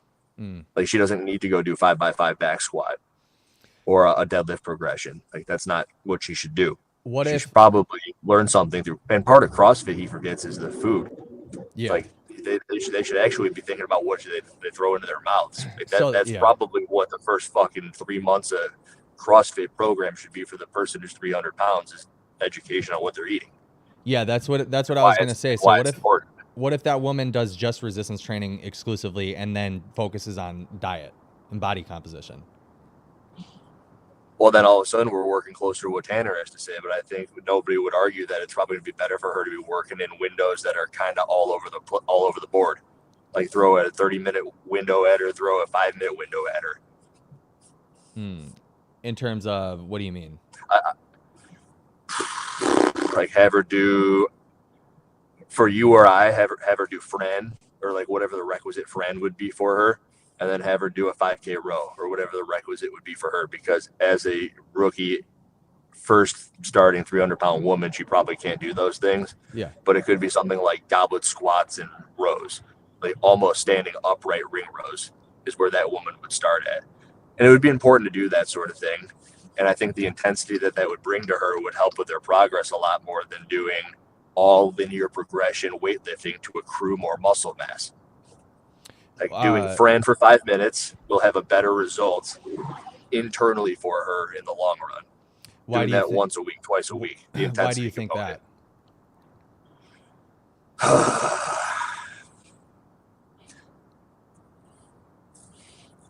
That is one that I'm going to need to like do a little bit of digging on the level 1 handbook, because all I can say while I'm driving here is that when you are, as somebody who went through the linear progression of all of it, I had like a 500-pound deadlift when I started CrossFit. I had the 350-pound bench press, and I had a 445 back squat.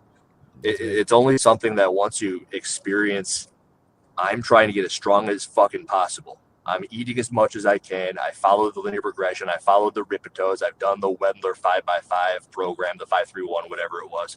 Yeah. And I put on the lifting shoes. I got the belts. I know the breathing. I've been to the chiropractors. I want to get the most I can out of my fucking body. And then you start doing CrossFit, and then you're given the intensity component of it.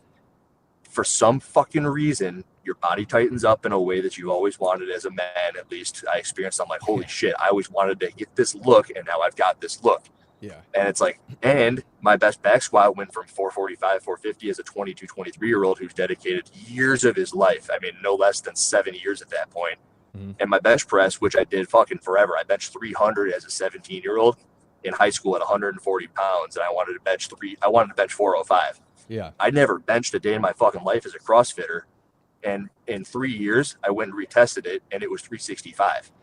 And it's like, how the fuck did this go up when all I wanted to do was have it go up? And when it comes to people who are also overweight, it works the same way. And it's only something you can see when you've put thousands of people through it. So when I'm in the affiliate, I have somebody come on in, and it's something that you also need the experience of having done it the other way. Yeah. I did personal training before I did CrossFit training, and the affiliate ownership. They just don't lose weight the same way without the intensity component of it. People don't get stronger the way that I had experienced and the way that everyone else had experienced without the intensity component. Yeah. So you want a scientific research, or like, why does it work that way? I don't have that for you right now. I have anecdotal. That's something. No. That's fine with me. I'm okay with anecdote. That's something that I largely agree with. Because I have my own experience too, right? Like I've never had abs at 190 pounds. And for some reason, when I got into CrossFit, I realized that I have abs at 190 pounds. But hey, check this out. What my thought process is this. A lot of people, and maybe you can tell me if you agree or not, a lot of people, even people training to get a 300-pound bench press or whatever it is, have never really unlocked that level of intensity until they got to CrossFit. And so what my theory is that CrossFit gives you more adapted to what intensity feels like and allows you to push those boundaries rather than following the 531, which is a largely percentage-based program, right? And sure, the 5x5 is a linear periodization program too. But when you look at the research on people who lift, right, when they estimate their proximity to failure, they're like 5 to 7 reps off, dude. And so I wonder if the same Can't the same thing happen for people losing weight then? What do you mean? It's like ask a plethora of people, maybe a handful of them who do CrossFit and who do others, and then just your average ordinary people, and say, hey, go do something hard. And they're like, okay, I'm going to go walk the dog for an hour, because usually I do it for 30 minutes, and that's hard for them. So you're saying it ups the threshold for hard, and because the threshold for what they're doing as hard is easier in their head now, they do more of it, and by doing more of it, they're seeing the benefit. That's what you're kind of saying. Kind of, yeah. What I'm really trying to say is that I don't. Not really. Okay. Well, what I'm trying to say is I don't think that this is exclusive to just CrossFit because, dude, look, you've seen Mike Israetel train, right? Yeah. Yeah, dude. I mean, do you think that most people are training with that level of intensity, even if they are just like your every average day gym goer, and they're saying that they're bodybuilding in quotes? Right. So what I'm trying to say is that no, they're also not bodybuilding. Yeah, exactly. But what I'm saying is that unlocking that level of intensity is what I think the magic pill of CrossFit is. And for the record, to that same extent, that's how I say a handful of people don't do CrossFit either. Okay. Because in order to do bodybuilding, you got to be pushing your shit and taking stuff to the limits, and you got to be really trying to get the most out of each muscle group as you're working it. And doing 3 sets of 10 on the bicep curl is not bodybuilding. Doing 4 sets of 12 on a hamstring curl, that's not bodybuilding. It could be, but it depends on how you're doing it. The time under tension, the eccentric versus concentric, and also when people say that they're CrossFitters and they completely blatantly ignore the diet model, that's how I feel about it. You can be doing the movements and you can be doing thrusters and burpees, but if you don't play the part, you're not doing it. And I'm not saying you can't eat sugar. I don't know if you've seen me kind of go on this high horse of don't eat sugar. No, and if you do, you're a piece of shit. I'm saying that when you eat sugar, you should be well aware that it's not part of like what you do as a CrossFitter, unless it fits your goals, like CrossFit athlete games stuff. Yeah, I need this for what I'm doing. It's like it's a feedback loop of I need this, so I do this. I need this, so I do this. So, dude, let me ask you this question then, because I talked to Kiefer last week at California Water. I love right? Kiefer. Yeah, he's a good dude, and he's super smart. So I talked to him about like what CrossFit methodology is, right? And he brought up the same thing. Like it's a diet model, it's the exercise model, the time domains and all that. It's sleep, it's all these different like markers basically. So my question is like, does that mean that you can all encompass anything under the umbrella of CrossFit, even if somebody's doing like, let's say that they're doing squats with time under tension, but they're following the diet model, sleep, and all these other things are equal? Does that mean like under the CrossFit umbrella term, does that mean that they're technically doing CrossFit? Because this is confusing, I think, not just for me, but for a lot of people that aren't in CrossFit. Which part's confusing? It seems like when you sit, because our tempo squats CrossFit is okay. I think Dave actually answered this really well at one point, because he asked if you do Fran or you doing CrossFit, and he said it kind of depends on what you do on the days around that. Okay. And like that? you can't do Murph and say you did a CrossFit workout, because there's no such thing as a CrossFit workout. There's a CrossFit program. So if you're doing tempo squats, that could be your workout of the day. And then like if you're also doing tempo deadlifts and tempo or like back squats, bench press, shoulder press, all of a sudden you're looking at the program and you're saying, yeah, this is probably more powerlifting. This is just a weightlifting progression. That's not really CrossFit. And I think that your answer is probably more focused around that answer Dave gave about a year ago. It's more of a full picture, which is why I always go to the diet. It's like you got to have that sliver. Yeah. So, okay, that makes a little bit more sense. Something that Tanner said during the podcast. Does that help? I don't know. What a Kiefer. Go ahead. Yeah. What do you say? He said, okay, so he like basically outlined how he would train somebody. He'd pick like 4 movements, compound movements to run a linear progression on, and then at the end do maybe 20 minutes of some sort of monostructural work, or maybe a Metcon, and that's where your constantly varied comes in. And then everybody in the chat said that's CrossFit. And then, so to me, I'm like, is that CrossFit or is that just base level strength and conditioning? Because it seems like anything that anybody says can be argued as CrossFit. Do you get what I'm trying to? Do you get the question I'm asking? Fuck. Yeah, I want to get into that. I'm rolling up on my place. Okay. That's how a lot of CrossFit affiliates run. And then he threw a bunch of shit at Cap. And I think Cap's a pretty good example of exactly what CrossFit is. I think it was originally written by Hobart. I'm not sure if it is still written by Hobart and Malialo.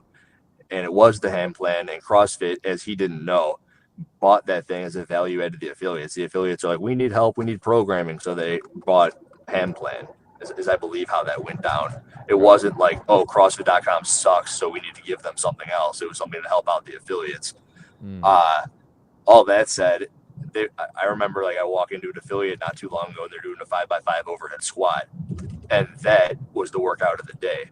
And that's like one of the best showings of what CrossFit is. It's 3 on, 1 off. And of course, in like a business, that's not going to work that well. What are you going to do? Like shut down Thursday and then the following Monday and then the next Friday? Like, people will get confused by that. So they work with like what CrossFit is as a program, along with like how the gyms need to work. But it is like you have a workout of the day, you coach your people up, you constantly throw different stimuluses at them, like the shorter, the longer, exclusively weightlifting, maybe an exclusively gymnastics driven workout, lots of coaching. But at the base of all of it is the diet model. And I think that is where a lot of the affiliates falter. I mean, even myself in the past faltered a little bit on that. Most of my nutrition talk was driven by just like conversations with my members. They would ask, and then people would kind of gather around and they're like, oh, people want to hear this stuff. Okay. So the answer is like many CrossFit gyms don't follow a CrossFit program, but they do CrossFit movements. Okay. All right. And okay. what Tanner was doing there, it's more than it's extra. Got it. Okay. Okay.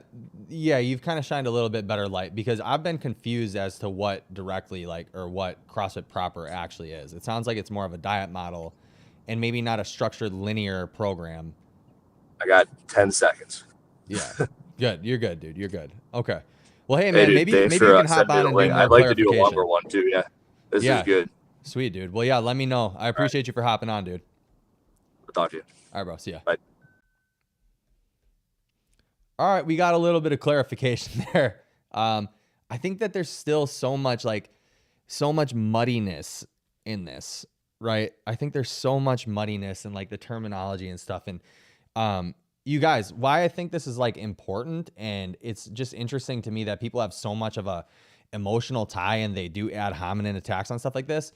Why I think this is so important, and I want to clarify this, is because I actually genuinely love CrossFit. I love doing CrossFit. In no way am I a CrossFit hater. I'm a coach by trade, right? Like, and I have been for years. And I have so much experience getting athletes from the lowest level to the highest level of sport. And so I think it's really important, if we want CrossFit to be pushed forward, to define these things in ways that are digestible to the masses, not just to people in CrossFit. And to be real, the chat and all the ad hominems and the you're a pussy and labia and stuff like this, dude, it doesn't add to the culture. It doesn't add value to the culture whatsoever. It just doesn't. And if you guys also care about something so much, it should be productive conversation. We should be trying to get to the bottom of it. Yeah, I like CrossFit and I wanted to excel. Vindicate. Travi, both are good. Some prefer CrossFit, some prefer weightlifting. Just do what you like. We can all get along. Agreed, dude. Absolutely. But I think, again, like if you want something to prosper, if you want something to do well, you got to be willing to have the conversations and not just call everybody a retard for not agreeing with you or for not seeing your point of view, right? Like you have to have the discussions, and you can't get so, like, people can't get so triggered by it. Justin, care to go back to my comments from earlier? Which comments? Why then did you not call out Tanner? He said it himself that he was triggered. Sorry, young man, but we were giving very, very valid answers to his misunderstandings. Just because he did not understand the methodology does not mean the methodology is flawed. Doesn't mean the methodology. Yeah, I agree with that. I don't think that by proxy, that's what that means either. Absolutely not. I don't think that that's what that means either, but I'm not sure that he's wrong, and I'm not sure that you guys are wrong or right either. It's the whole point of the conversation and the conversations that I'm trying to have with more CrossFit coaches and people in CrossFit is to figure out what the secret sauce is, right? And yeah, Tanner was passionate. Absolutely. He said himself, I think 1 million times, that he was triggered. Augustus, Justin, I wish you would have pushed back more on Tanner saying that he could beat anyone in the chat on any concept tour, any workout. Dude, I don't think there's any reason for me to push back on that, because I have no clue. I have no idea. I would have also loved to hear Tanner's answer to my question about the most important muscle in the body. You're going to say it's the heart, aren't you? Tanner always looks and talks triggered. That's the biggest issue. I really enjoyed Tanner, guys. I really liked him. I think this is a good and bad thing about CrossFit, right? It's a good and bad thing. I think that people are super passionate about it and they take any criticism as a personal attack. And I didn't view what he was saying as a personal attack on CrossFit. I'm going to stand on that. Now CrossFit HQ, he personally attacked CrossFit HQ for sure. But I don't think that he, the exercise modality, the rest of it, I don't think that he was really, hating it or anything. Tanner was providing straw man's false scenarios and misinformation. He was also giving his N=1 experience. I am the strongest. I mean, guys, my point of this podcast was not to debate him on this and was not to debate him on is CrossFit better than strength. I wanted to get his perspective. I think you guys are also like assuming that the point of me doing the podcast was to debate him on this. It was not to debate him. It was to get more clarification on what he believes and to talk, because I've talked to Kiefer now last week. I talked to Tanner now. I'm going to talk to another coach next week, and I'm going to keep doing this because I want to see the perspectives. That's all it is. I'm not, my goal is not to debate people. It's to talk the ideas and to talk principles. And hey, maybe I'm not the best person to debate about CrossFit, but again, that's not my goal here. Is not to debate CrossFit. Is CrossFit better? It seems the audience feels you were too accommodating of Tanner. Maybe. No pushback on anything today, though. I didn't have any. Again, you guys keep saying this. If I had something that I personally wanted to push back on, I said to him one thing that I don't think calling people stupid is the right thing. I pushed back on that because I don't think that that's good. But I had nothing else to push back on. Personally, I had nothing to push back on. Maybe you guys did, and you have the expectation of me to make your pushbacks my pushbacks. But that's not the case. I don't need to push back on something that I don't need to push back on. Wouldn't it make sense to make sure you're training the most important muscle more than 20% of the time?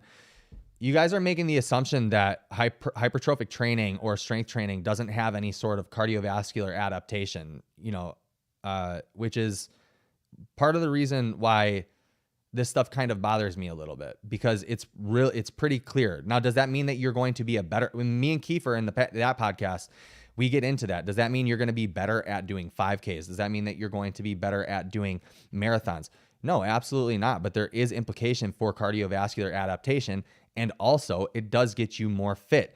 Now, not in the same way of a CrossFitter, but it does get you more fit. And I think the pinnacle of like what the argument is leading up to is what is health. And I don't think that health can be defined by, how good was your Fran time or how good of a CrossFitter you are. I think it's defined by blood markers. So if you wanted to really get in the nitty gritty of debate of who the fittest on earth is, it'd be a really, really boring competition, because there would be VO2 max testing and all these different things like vertical jumping, all this stuff.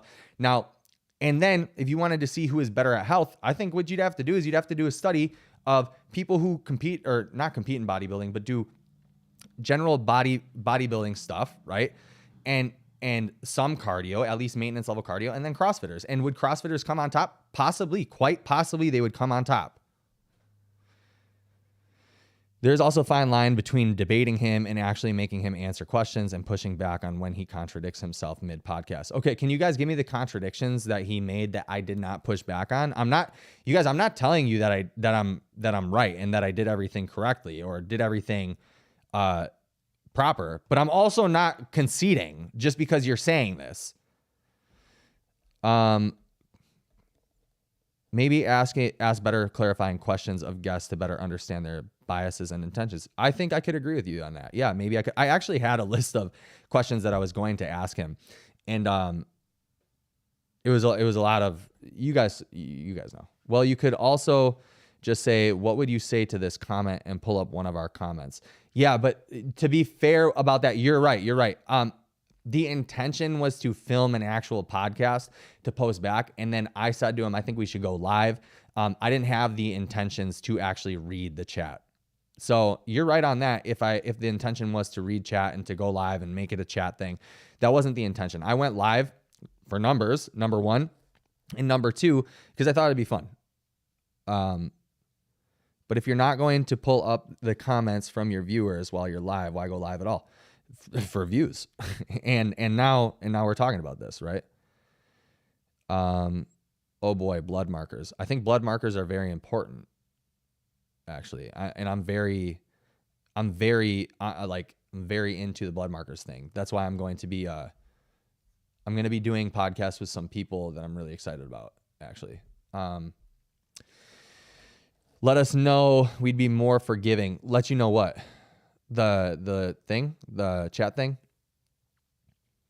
Where's Taylor? I don't know where Taylor is, dude. To be honest with you, it's not that I'd be apprehensive to having Taylor on. I'd definitely have Taylor on, but I'm gonna be real with you guys. The tough guy shit is just not, I don't get it. Calling people pussies, you know nothing about them, know nothing about their history, anything like that. I'm like, man, this is I don't know. I understand that he tries to be hyperbolic for views and all that stuff, but I don't respect it. And I'm not shy about that at all.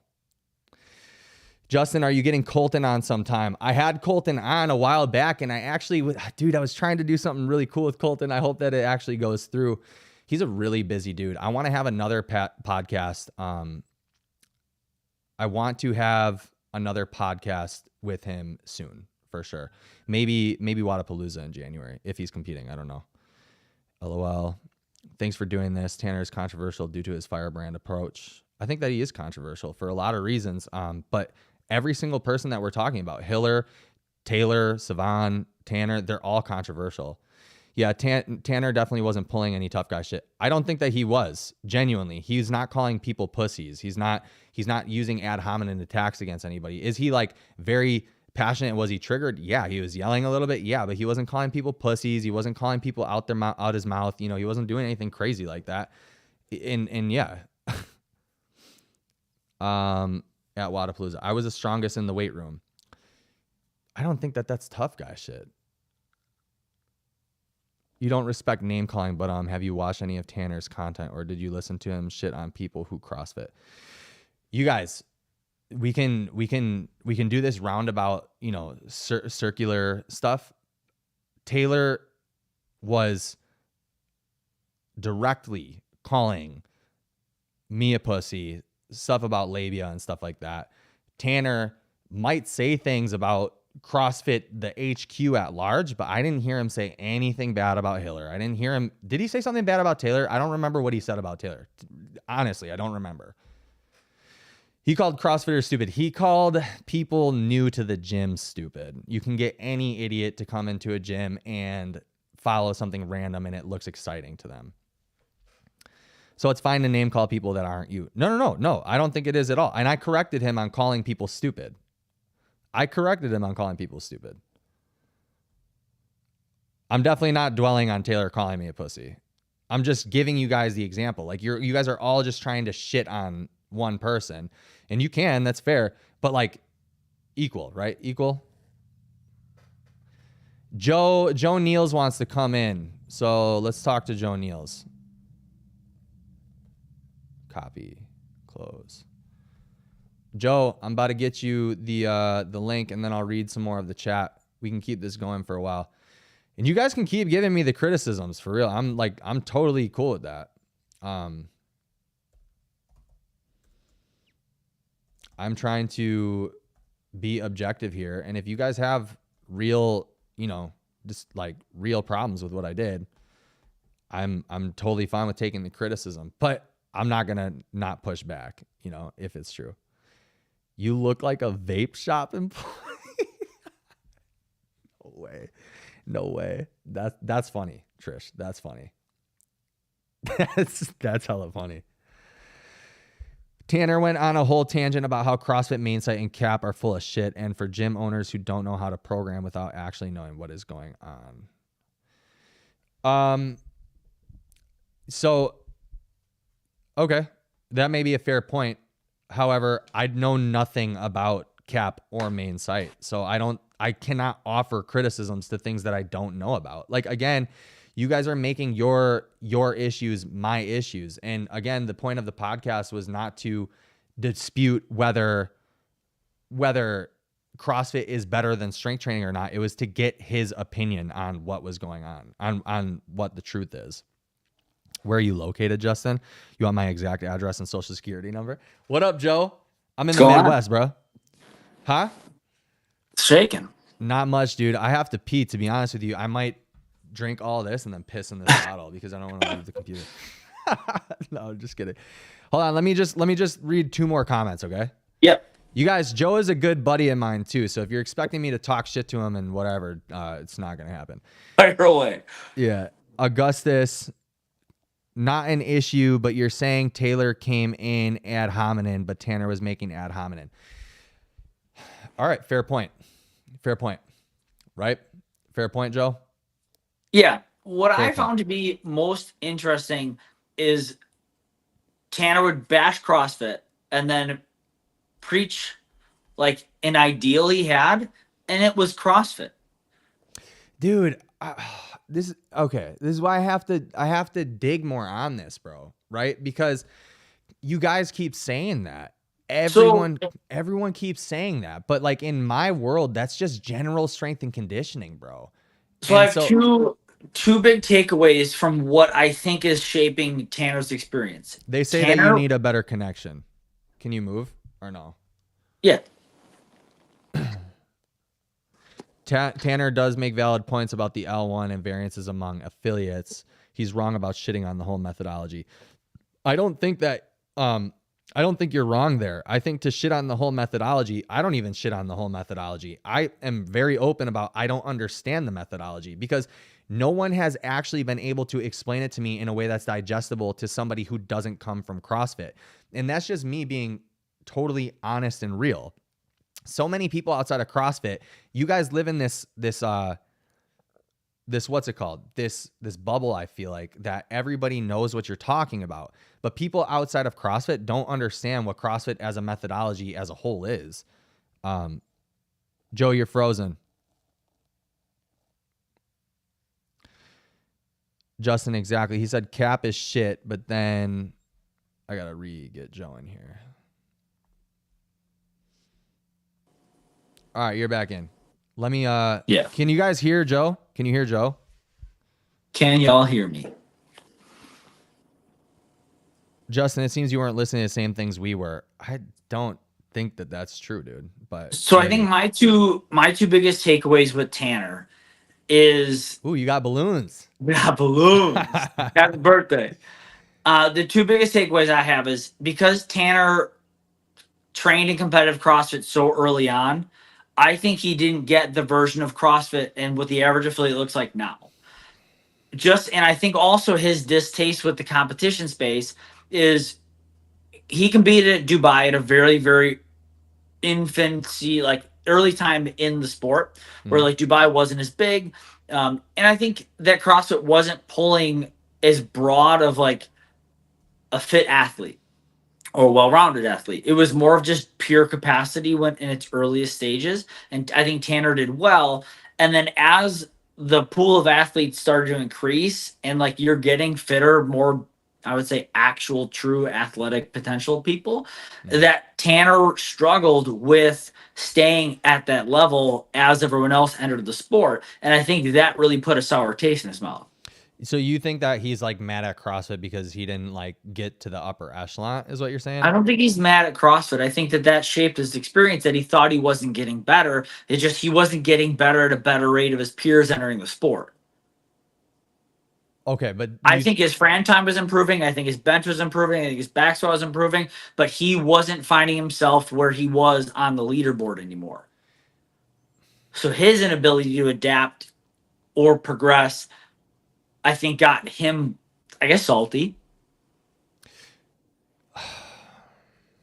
But we don't know, right? That's my best takeaway from how he communicates about how he feels about it. Yeah. 2013 was a long-ass time ago. Hell yeah. And it's super impressive that he won Dubai back then. I feel like I can't even speculate on that just because I don't know. You know what I mean? Right, But same. But what I will say is, do you think that would mess up his perception of CrossFit at large, though? because he like didn't find himself in the position in the sport?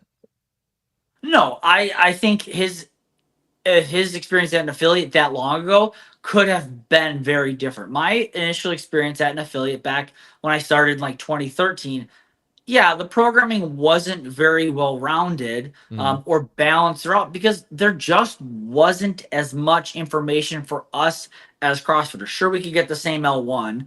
And again, that is just an overview of the methodology. But programming for most people in the CrossFit space, they will admit that it's a process, and month by month and year by year, they get a better wrangle on what works for Gen Pop. Okay, so my question is though, yeah, so you're saying that it's evolved, but does that mean that they've been sticking to strictly what CrossFit proper is though? Again, that's what comes down to the method, whether we're talking about what happens in an affiliate or what happens in sport. The sport, I think, has seen almost like, not decades, but like pockets of it where the demands and expressions of fitness kind of swung, like the pendulum swung. Like first, it was like really early 2010s. Capacity was king, and capacity is still important. But then there was a big shift in strength demand, and you saw, I think, a significant increase of loading and the frequency that you saw loaded barbells in CrossFit, which is again why Fraser and Froning thrived. They were really good at the barbell stuff, and so they found themselves in good timing with that swing of the pendulum. Well, and then also at that point though, and this is kind of like to my point, is that programming probably got better and more progressive and linear, right? Yeah. So like, but is that CrossFit then? You know, and that's like what the biggest issue that I have is that CrossFit? Does that quantify as CrossFit? And from listening to a bunch of people who are in the CrossFit space talk about it and talking to different people, that would technically not fall under the umbrella of CrossFit. Because constantly varied, you know, like again, the sport is different. The sport is different.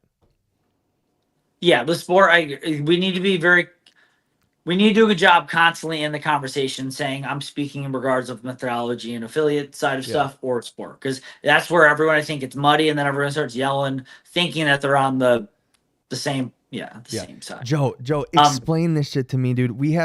I've gotten so many comments about this, and that Tanner is like, they're talking shit about Tanner because of this. They keep saying varied, not random, varied, not random. I find it silly when Tanner says that it's so random and you walk into affiliate, it's just random. Because that's not the affiliate I run, and that's not the experience that I want. Because literally right now, all I'm doing is my class programming. I write the workouts, I jump in at 4:30 every day with the members. And I back squatted 405 the other day. I deadlifted 385 for 8 for 3 sets. Like my strength is still going up, but right? You're and following all I'm a doing linear is program, though, right? Yeah, I would guess. Right. So in this 12-week block, we're doing front squats on Mondays, percentage work. There's some variation in reps and sets, and then some variation on, like, some days are more of a speed focus. Bounce the bottom, just quick extension to the top. Okay. Wait, Joe, you can keep talking about, I need to address this comment. Okay. I have to go pee. So you keep talking to them. Okay. Yep.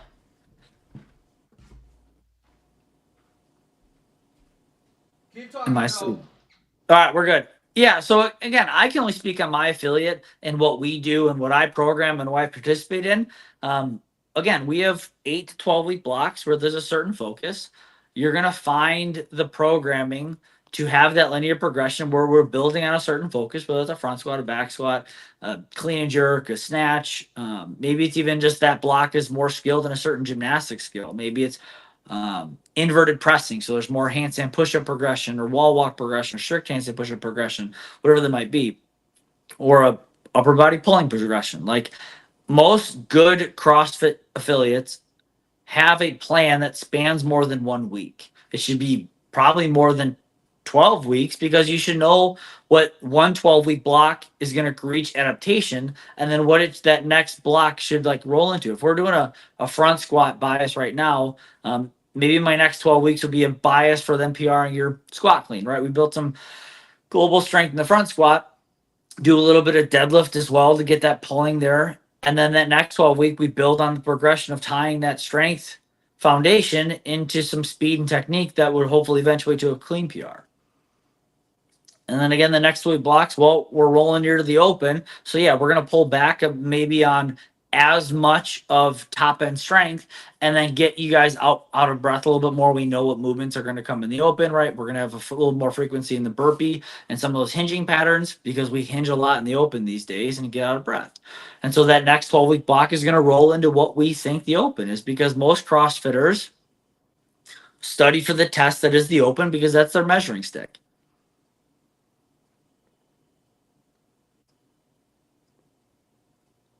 I find it frustrating that Tanner clearly likes CrossFit, but for whatever reason, he feels like he has to say that it's shit because he for sure does CrossFit and he is lying through his teeth otherwise. And I think he's just trying to get views and attention. Who's that? Me? Tanner's as CrossFit as any of us. Okay. Ready? Yeah. All right. Okay. Varied doesn't mean, okay, first off, let's do, what is Tanner's background in CrossFit outside the sport specifically? Was he at an affiliate, own an affiliate, or just on the sports side? Tanner did CrossFit and he's been training people out of a CrossFit gym for the past 10 years. So I'd say he's pretty well versed on like what goes on in an affiliate. He's in Dubai, Augusta. So that's the answer for that, Travis. Augustus, varied doesn't mean that you can't follow a structure of strength. It just means you won't necessarily do a 5x5 back squat for 4 weeks, but that doesn't mean you can't follow a structured lifting. Okay, Trish, yes, I wiped. Okay, Augustus, hear me out on this real quick, okay? Your linear periodization of any sort of strength work that maybe a football player does or a bodybuilder does, if you're following a structured linear program, I say your name like that because that's how it's written. And yeah, so the reason that a linear periodization doesn't have to be 5x5 week by week by week. That doesn't mean that that's a structured linear program. A structured linear program can look something like 67% at a 5x5. The next week is 4x5 at 70%. The next week could be 3x7. And as long as you're following progression, right? It doesn't mean, but that doesn't, I don't, so I guess the reason why this umbrella term CrossFit and everything can fit into it is because, again, a linear periodization program doesn't require 5x5. It requires just adding weight to the bar, maybe decreasing, but equating volume over time, or maybe not as much volume. There's nuances to how you would program. This is why it's so frustrating and very confusing, because you can just be like, that's CrossFit too. Okay, so now there's no such thing as normal strength and conditioning. It's just everything is CrossFit. Hiller provided a lot of insight just by saying that it comes down to the diet model and lifestyle, basically. Okay, I can get more down with that if that's really what the crux of CrossFit is. It's lifestyle oriented rather than, just the exercise model. But to me, this all-encompassing, no matter what you do exercise-wise, it quantifies as CrossFit, doesn't make sense to me, dude. So then a bodybuilder who's following a linear program and does some sort of conditioning for the sake of he's in a deficit and needs to get on stage, technically that bodybuilder, if he's following a good diet model, sleeping and all this stuff, is technically doing CrossFit. Yeah, I can't argue with that. So it's literally a circular reasoning and circular arguing, right? Like you cannot get away from it. No, I agree. But like, think about what made CrossFit is that Greg pulled from a little bit of everything to create what he thought was the most balanced scope of program. So he tried taking good principles of all these things. Like if you sit through the lectures in the L1 and L2 about programming, like they all encourage linear progression through that stuff. I don't think he's in the chat, but Extra Sloppy, who was a regular on Savant podcast in that group, he's a member of my gym. And, he can speak for the fact that, like, again, what we do, this 12-week block, every Monday we are front squatting. And the programming block is literally as this. And people, if they don't like it, say something. 12 weeks. Every Monday we are front squatting. It's a 5x7 at 75%. Week 2, 6x6 at 75%. Week 3 is a 5x7 at 75%. Then we go back down to the 5x7, but we go to 77.5. So the 2.5% increase. So it's 12 weeks where we're same weight for 3 weeks, but we're increasing the rep volume. Dude, and then we're dropping. What is varied about that? That it's not identical, and I think because people say that it's not identical, that it's not varied. I think people think that because we're in CrossFit, we're doing Fran every week and Diane every week, and we're back squatting 5x5 every week. Yeah, that's not varied. You're providing a lot of clarification right now too, by the way. I think the general consensus for the people outside of CrossFit, what they believe varied means is varying exercises constantly. So if what you're saying is also varied, so rep scheme and set schemes can be varied. Yeah, loading. And that counts as okay. So, dude, that you don't know how much you just clarified things, right? Because the way that it's described in most circles is not that, right? I have not heard that before. But still, to me, okay, so then normal periodization is CrossFit. Yeah. So you just get away with saying everything is CrossFit. Every single time that Tanner said something in the chat, it was CrossFit. And to me, I'm like, dude, what the hell does that mean? And that doesn't mean anything to me, because then everyone on earth is doing CrossFit by happenstance. I do tend to say that to anyone that walks in my gym. Like, you've done CrossFit before. But see, you just don't call it CrossFit. So herein lies the problem. And I think his main point of contention is that dude, I lost it. I'm not even gonna lie to you. I'm not even gonna lie. But I think that just we've gotten so caught up in what definitions are, because CrossFit is about definitions, that like we don't really even need to say the word CrossFit. Call it, again, you can call it functional fitness, you can call it hybrid training, you can call it met fix, metabolic fix, whatever you really want to follow. Nice drop. Like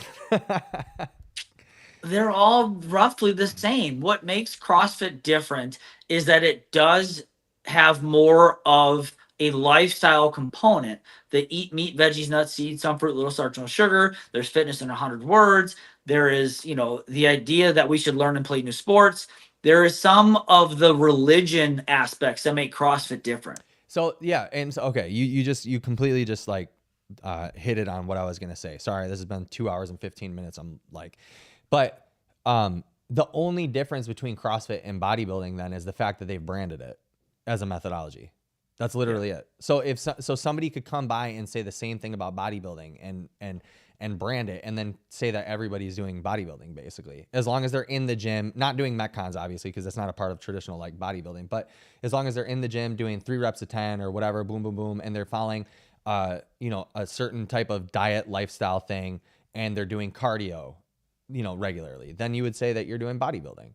Yeah. And again, Chris says like no. Tris says no. From a day-to-day standpoint, what we do at an affiliate or what happens at F45 or what happens at a Barry boot camp actually could be very similar. But again, what makes CrossFit different is the religion or the big picture, that like everything is measurable, everything is tracked, everything should be taken with a data point of like, okay, we did this and we should have an understanding of how we performed, and then we measurably improve upon it by retesting in a nuanced way. Okay, and that's what all those other platforms lack. So what you just said is going to add to this right here. Augustus says varied also can be 1 week with a barbell, 1 week with a sandbag, 1 week is overhead, 1 week is front squat. All are squatting, but different forms of squatting. Okay, that can be true. But I think that for the point that you just said, that it is measurable and you can probably predict progress, right? If you're varying exercises that much, you cannot predict progress. I've had a harder time predicting progress with that. Yeah, if there's too much variation. But again, I will only speak to how I run it. And there are members that definitely think that it's boring and too redundant. But I just lean into like, this is how I know from a data point, I can review your guys' progress. And when I'm on Tuesdays, we usually will deadlift or press. And then the Metcon will be a deadlift and pressing variation of some component to build into a die-in retest in 12 weeks. And so you can only vary that couplet so much with a deadlift and either an inverted pressing or upper body pressing, where like, yes, it's going to look redundant, but I know over 12 weeks, I know that it will equate to a Diane PR, and I need to show you that this works by positive results. Yeah. So Trish said you can predict progress by measuring progress and identifying trends. That's why we log workouts. Yes. Okay, sure. Yeah, you can log workouts and you can identify trends and whatever. But if you're going to heavily bias, so let's say you do Diane, right? And you're going to retest it in 14 weeks. Your programming has to heavily bias things in order to improve Diane. Yes. So that doesn't really mean much to me though, right? Because you are doing a progressive model. It probably isn't constantly varied, at least not often, right? So that doesn't really mean much to me. So yeah, obviously you're going to get predictable results. You're probably going to improve that time, obviously, but that's a progressive model. That's normal strength and conditioning work. Yeah. Now, if you were to do Diane 1 week and then do a whole bunch of stuff like Diane is the shoulder press deadlift one. 21, 15, 9 handstand push-up deadlift. Yeah. So then if you biased for the next 14 weeks, squats and pull-ups, are you predictably going to get better at Diane? There is a potential that you could get better at Diane by having more but predictably. Like, would you make the assertion that somebody who's not following progressions on Diane or those movements would be better or worse than the person biasing squats and pull-ups? Yeah, you're going to get the better outcome by having more of a specific platform. I think with general physical preparedness to Gen Pop, I think we can find ourselves improving on a lot of benchmarks over time, just in general, if we're being consistent. Yeah, for sure. So you guys, okay, it might be possible. She's saying that it might be possible. Anything is possible. You may even improve your Diane by going for 10K runs and rowing. It's possible. Is it likely, or is it the most efficient? That's what the argument is. Is it likely or most efficient? No, it's probably not. And so I'm with you. The argument of constantly varied is the thing that is the issue here, right? So like you're going to do something to get better at these movements. If somebody has a deficit in toe to bars, they're going to do things that are going to predictably progress their toe to bars, right? It's not like, oh man, I have a deficit in toe to bar, so I'm going to do a bunch of jerks and hopefully get better at toe to bar. No, you have to do something that biases the area that you're trying to build and accumulate volume and stimulus to in order to get the predictable results. Mm-hmm. Is it most effective to be the best person at Diane? I don't think that makes a point. I don't think there's any point there. Yeah. Do you understand the point? Again, it's what makes CrossFit, I think, also CrossFit is, yes, we have to follow all these, I think, basic strength and conditioning principles. But there is also, again, a little bit of a wrench in there where it's like, but this still also has to be fun. And that's where, again, creativity is a part of the process. That, like, I can't just look at it like, what's going to get everyone better? What's going to give everyone a PR?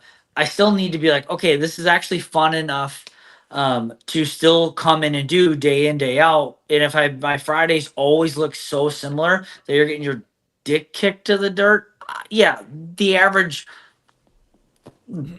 female teacher, 2 kids, she might not want to do echo bike sprints and dumbbell snatches. Every Friday, even though I know that will get her fitter, I have to find some balance in a fun factor. Yeah, absolutely. I agree with that because you want people to stick with the exercise model that they're doing. Right. And so that's the hard balance of like, it's got to be successful enough, but fun enough. And again, like a lot of the things that Tanner said, like a lot of it is like, duh. Yeah. Like, we have to program with the equipment that we're limited to. Well, duh. Unless I have unlimited resources to have everything possible. If I could have 20 hack squat machines, I would. And I would program some nasty fucking EMOMs with hack squats, but that's not practical. Yeah, I mean, I agree with that for sure. Augustus just commented about GPP, so kind of to your point. For GPP, you never know what you're going to face, so you predictably get better at GPP. It's not the most efficient way to get better at a specialized group of workouts, but if the goal is GPP, and then he goes, then training GPP will predictably get you better at GPP. But you're adding to my point, specificity. That's adding to my point.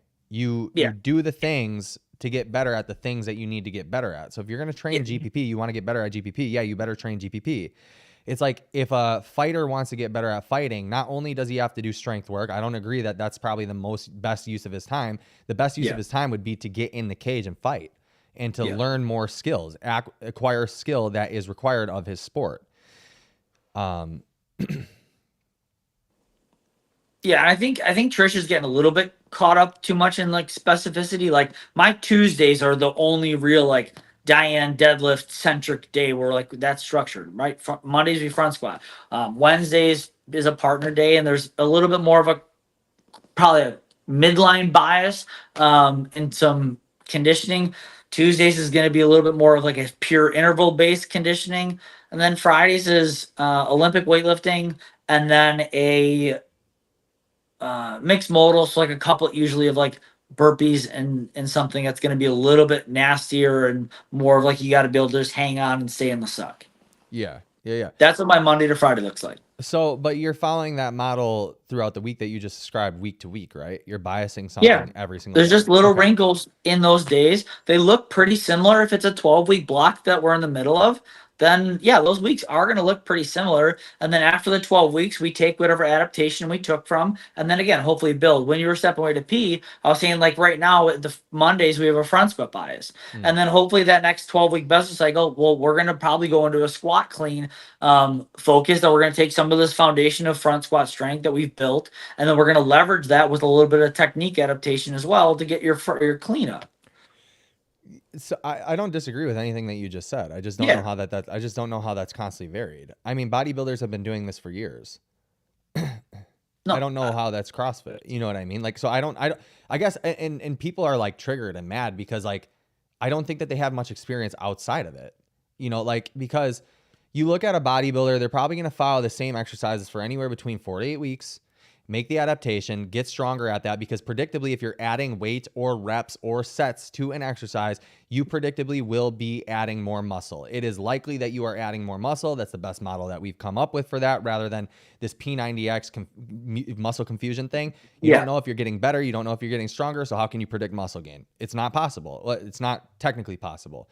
And then at the end of that cycle, the 4 to 8 weeks, however long they decide to stick to something, then they move on to a new exercise. Maybe they move on to time domain stuff where they're doing more they're doing more time under tension shit, where they're, you know, taking eccentric loading way more serious than just like moving through movements. Yeah, and to kind of what Augustus Trish, point is. Hold on real quick. Trish, your point of make a bodybuilder run a 10K is nonsensical. There's literally no argument there. So like, let's take bodybuilding, because we could do the same concept of like, it should be constantly varied. Yes, you're doing push pull legs, but like, you sure as shit should be changing the angles in which you're maybe doing your bench press, incline, decline, reverse grip, right? You're doing a different lat pull down variations, grip width, reps. Like it still should be like, you're not really going to get much further than push pull legs in bodybuilding. Like, you can't deviate beyond that unless you're going to just try to be different. But most people are following push-pull legs, but your push days over time are going to be varying. Your pull days are going to vary, and your legs days should vary. So is that CrossFit? Yes. So I don't get it. That's what people are so upset about, is literally CrossFit just branded doing normal exercise, doing normal periodization. That's all it is. There's nothing like inherently special to what they've done in the exercise realm. You know, and so to add to what you just said, so push pull legs, finding different angles to push pull, you know, and do legs from. Yeah. So on your first cycle, push pull legs, your first 3 days, Monday, Tuesday, Wednesday, probably like, let's say incline bench, let's say a normal squat, and then let's say, or push pull. So let's say weighted pull up, and then a squat. T-bar row, whatever. Yeah, whatever. Rest. Now push pull legs, right? You'll do a flat bench, and you'll do a row, and then you'll do a hack squat, or maybe a leg press or whatever. You just varied that. So that constitutes as CrossFit. Yeah. Okay. And so then Augusta said, but the exercises are still the same. The ranges, reps, and sets may change. That's normal strength and conditioning shit.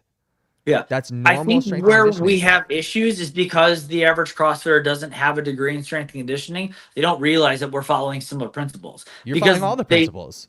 Yeah, right. They All don't necessarily know what strength and conditioning is, so they can't be like, yes, you follow the same thing, because they're like, I know CrossFit is, and I can't necessarily confirm that it's the same as strength and conditioning principles because I don't fully understand what those are. But I think most of us, in the plain and simple sense, would agree that we do follow them because they work.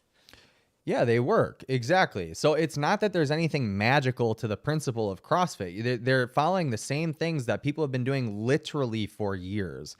And what all the science is based on is that progressive overload, progressively loading things over time, more and more and more, changing up rep variances because your body does adapt to new stimulus over time. And to predictably grow muscle, there is a point where you do want to vary stimulus. Absolutely. It doesn't have to be week to week to week, though, if you're predictably wanting to get stronger or bigger or faster.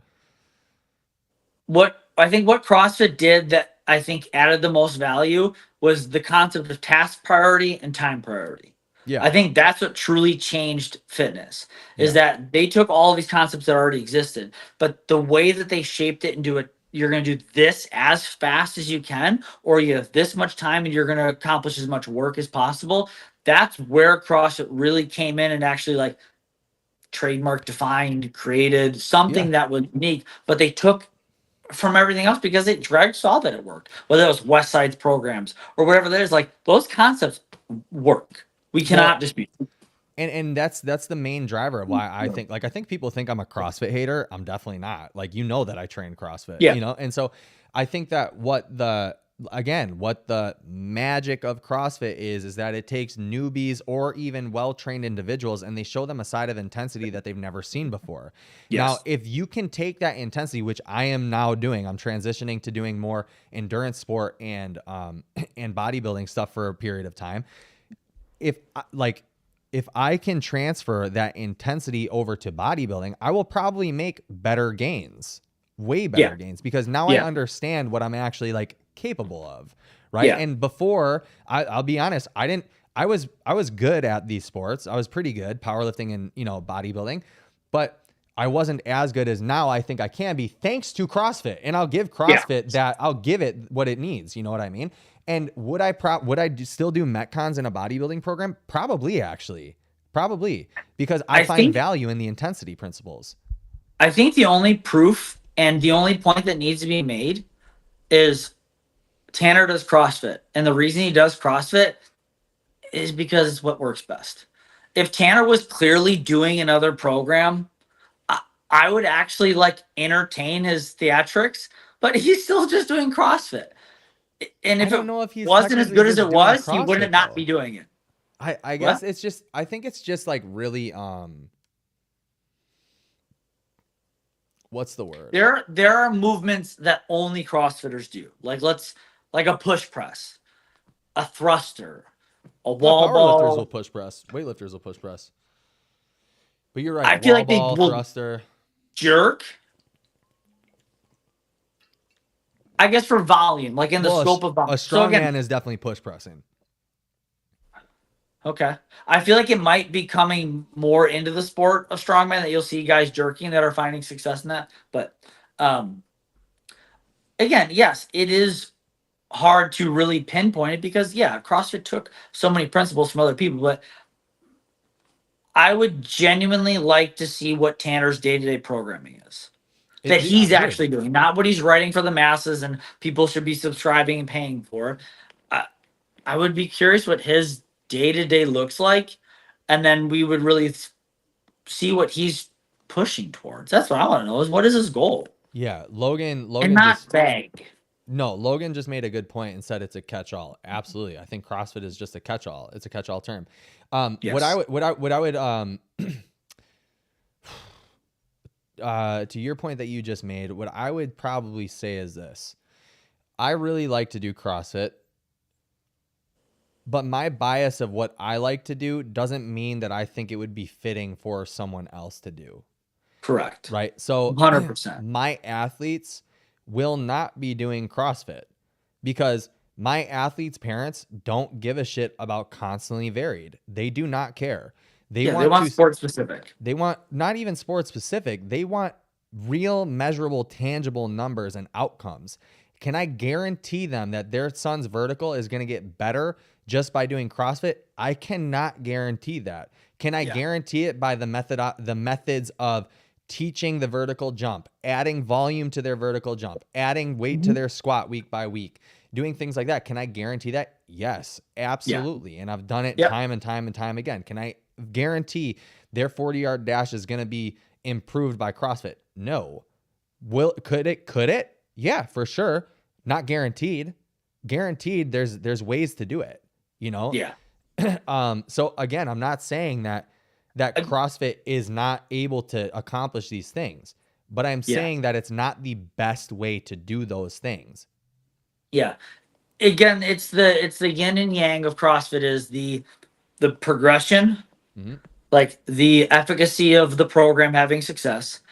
And then the yang is it fun enough and engaging enough for you to dig deep and hurt for it when you have no reason, really? There's no gun to your head. Like, why do I choose to today? We have on the 10 minutes for 4 rounds, we have 66 double unders, 22 cal rows, 66 double unders, 22 cal echo bike. Like, I'm going to bury myself on that echo bike because I know that I got enough rest after to try to repeat the work. Like, why am I putting myself through that much discomfort?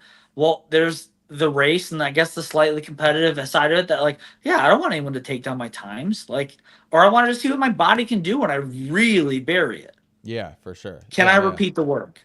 Right. That's what makes CrossFit, I think, unique is that you get this weird carrot that doesn't make any sense that it's somehow there. There are days that I walk in the gym like, dude, I am not going to go for it today. I'm tired. I'm yawning during my warm up. And then all of a sudden 3, 2, 1 goes happens. And that train of thought completely is left. I am in the race. I'm looking to my left and right and be like, motherfucker, I'm coming for you. Yeah, for sure. That's the magic right there. It somehow out of nowhere smacks you in the face of motivation. Yeah. And you don't have to always have it. That CrossFit will inject that in you, whether that's the coach, the music, the experience, or the members. One of those 4 things will supposedly hit. You get Justin on a crappy day and you get some Mark McGrath ripping, he's in it. Yeah, dude. Yeah. And as a coach, you got to know that. Yeah. Right? You got to know your members and know, like, okay, Justin's not feeling it today. Like, I'm going to slap on some blink in this and we'll get Justin starting to vibe a little bit and we're going to pull him into it. Yeah, for sure. And that's your job as a coach, to be able to know what's going on in your members between the years, not just physically, to be like, like, I know this guy has it physically, but how can I get him in a headspace mentally to go for it? And then if he goes for it, that other guy's going to go for it because he hates losing to Justin. And then she's going to go for it because, like, it's this domino effect. But it comes down to the coach and the experience. And that's what makes CrossFit super unique with presence and attitude and these things that they teach that other courses, platforms, degrees, certifications don't put enough stock into. Okay, say that again. What don't they put enough stock into? Experience. Like, yeah. 100%. I agree with that. Yeah. Well, that's something that to Tanner's, to be, to Tanner's benefit, I guess, that's something that he also said, was that there's not enough attention to, like, who actually has the experience rather than what the textbook says. Yeah. Yeah. I mean, like, but that's I said, the difference. too, that's knowledge and wisdom, right? Knowledge is like, I can read the L1 manual. Well, wisdom is being able to apply it in a way that actually gets people interested in actually having results. And that's an art. That's an art. Yeah. for sure. Like not like I have been around some of the most well-read coaches ever, and they don't know the art of coaching. Like they're so bad at coaching. And again, it's unfortunate because sometimes people with the knowledge, they may know how to apply it to other people, but they don't apply it to themselves. Because I've had friends and known people that were master's degrees and all this stuff, and exercise phys and all this, but people won't listen to them because they're not a shining example of what it means to be an athlete or healthy or anything like that. So yeah, there's definitely an art to all of that, and to negate experience. Like, dude, if there's a lot of people who don't have a degree or haven't taken a certification course, but they've done a lot of YouTubing and Googling, and they know like almost as much as somebody with a master's degree. Yeah. And the way that they pursuit of knowledge is a motherfucker. Yeah. And the way that they can command a room and their clientele, like one thing that you can't do is refute results. Yeah. Right. And so, yeah, I think that there's a lot of weight on that for sure. Let me read some of this stuff. Logan I lean on that really hard because that program's so redundant, is that all members being like, I don't like the program or this and this. And I'm like, you don't like results or you think it's boring? Because I know that Richard that comes at 5:30 a.m. every single morning that follows only our programming has PR'd his front squat and has PR'd this and has gotten fitter. It's like he's doing what we're doing. He maybe is just a bit more diligent about intensity, but like I know it works because I see some of these people that I know that are following the protocols that are getting it. And if you're not, well, let's look at some other layers that may are keeping you from it. Sleep, eating, understanding the intention of the program design. Yeah, for sure. Yeah. Let me read a couple of these real quick. Yep. Logan says, when you're a high level athlete in CrossFit, you lose specificity in sport due to constantly varied. But again, that's their specificity. Yeah, 100%. But yeah, their specificity is being good at constantly varied and random, in my opinion. Yeah. They have to be good at whatever is thrown at them. So they have to train not knowing what they're going to do, basically, and, varied stuff for sure. It's like if you guys wait for Kiefer's podcast that comes out this Sunday, you're going to find that there's really not that much variance in how they get prepared for constantly varied. Yes. And no, it's like we strive to expose ourselves, so there's still just a sliver of like awareness when something gets dropped on us. Yeah. Like, CrossFit, we know that 88 of the 90 movements that are getting programmed are probably ones that we do all the time. We know there'll be a couple that they're going to throw in there. And so that's why the average CrossFitter that the CrossFitter that competes at a higher level tries to have a strongman coach or pop into other stuff to have just more variation, so that when we get a 1 rep max sandbag programmed at the CrossFit Games, you understand that it's not just hump the sandbag to your hip and hip extension to your shoulder. There's like, as you saw Justin do, he would hip extend and then almost rotate the bag around himself with how his hands went, like, because he tried to have random or varied, so much so that it exposed him to something that gave him just enough understanding to have a leg up on the competition. Yeah, for sure. Yep. I agree with that. Logan, the waters get muddied because the gym and community of CrossFit is the same as the elite side of it. Yeah. Yeah. Remember, we've talked about the 3 pillars of CrossFit, and there's no like separation between the 3. Yeah. The sport isn't as constantly varied as people think. Agreed. Yeah, I would agree with that too. Absolutely. Yeah. Yeah, dude. It's funny, dude. I found it funny how triggered people got during this. It's just, we are hyper passionate. Like, you're gonna get us screaming and yelling when you start poking the bear, calling Greg a dipshit. Like, because Greg's contributions, like, you're an idiot. I don't care in what scope of fitness you're in. Greg has improved it. Yeah. Did he call him a dipshit? I know that he said he's like not the shining example of health for sure, but did he personally attack him? He also said that about Ripito. Yeah, I think that's stupid to call those people dumb. Yeah. Yeah. Again, it's his way of like getting views. It's being bombastic like that. Like, you catch more flies with honey than vinegar. I understand that YouTube is almost the opposite, but like, the repercussions of that is when he comes onto a podcast that's a really small niche pocket of passionate people. Yeah, we're gonna have pitchforks ready. I know, but dude, don't you think the people of CrossFit is kind of like a walking contradiction, right?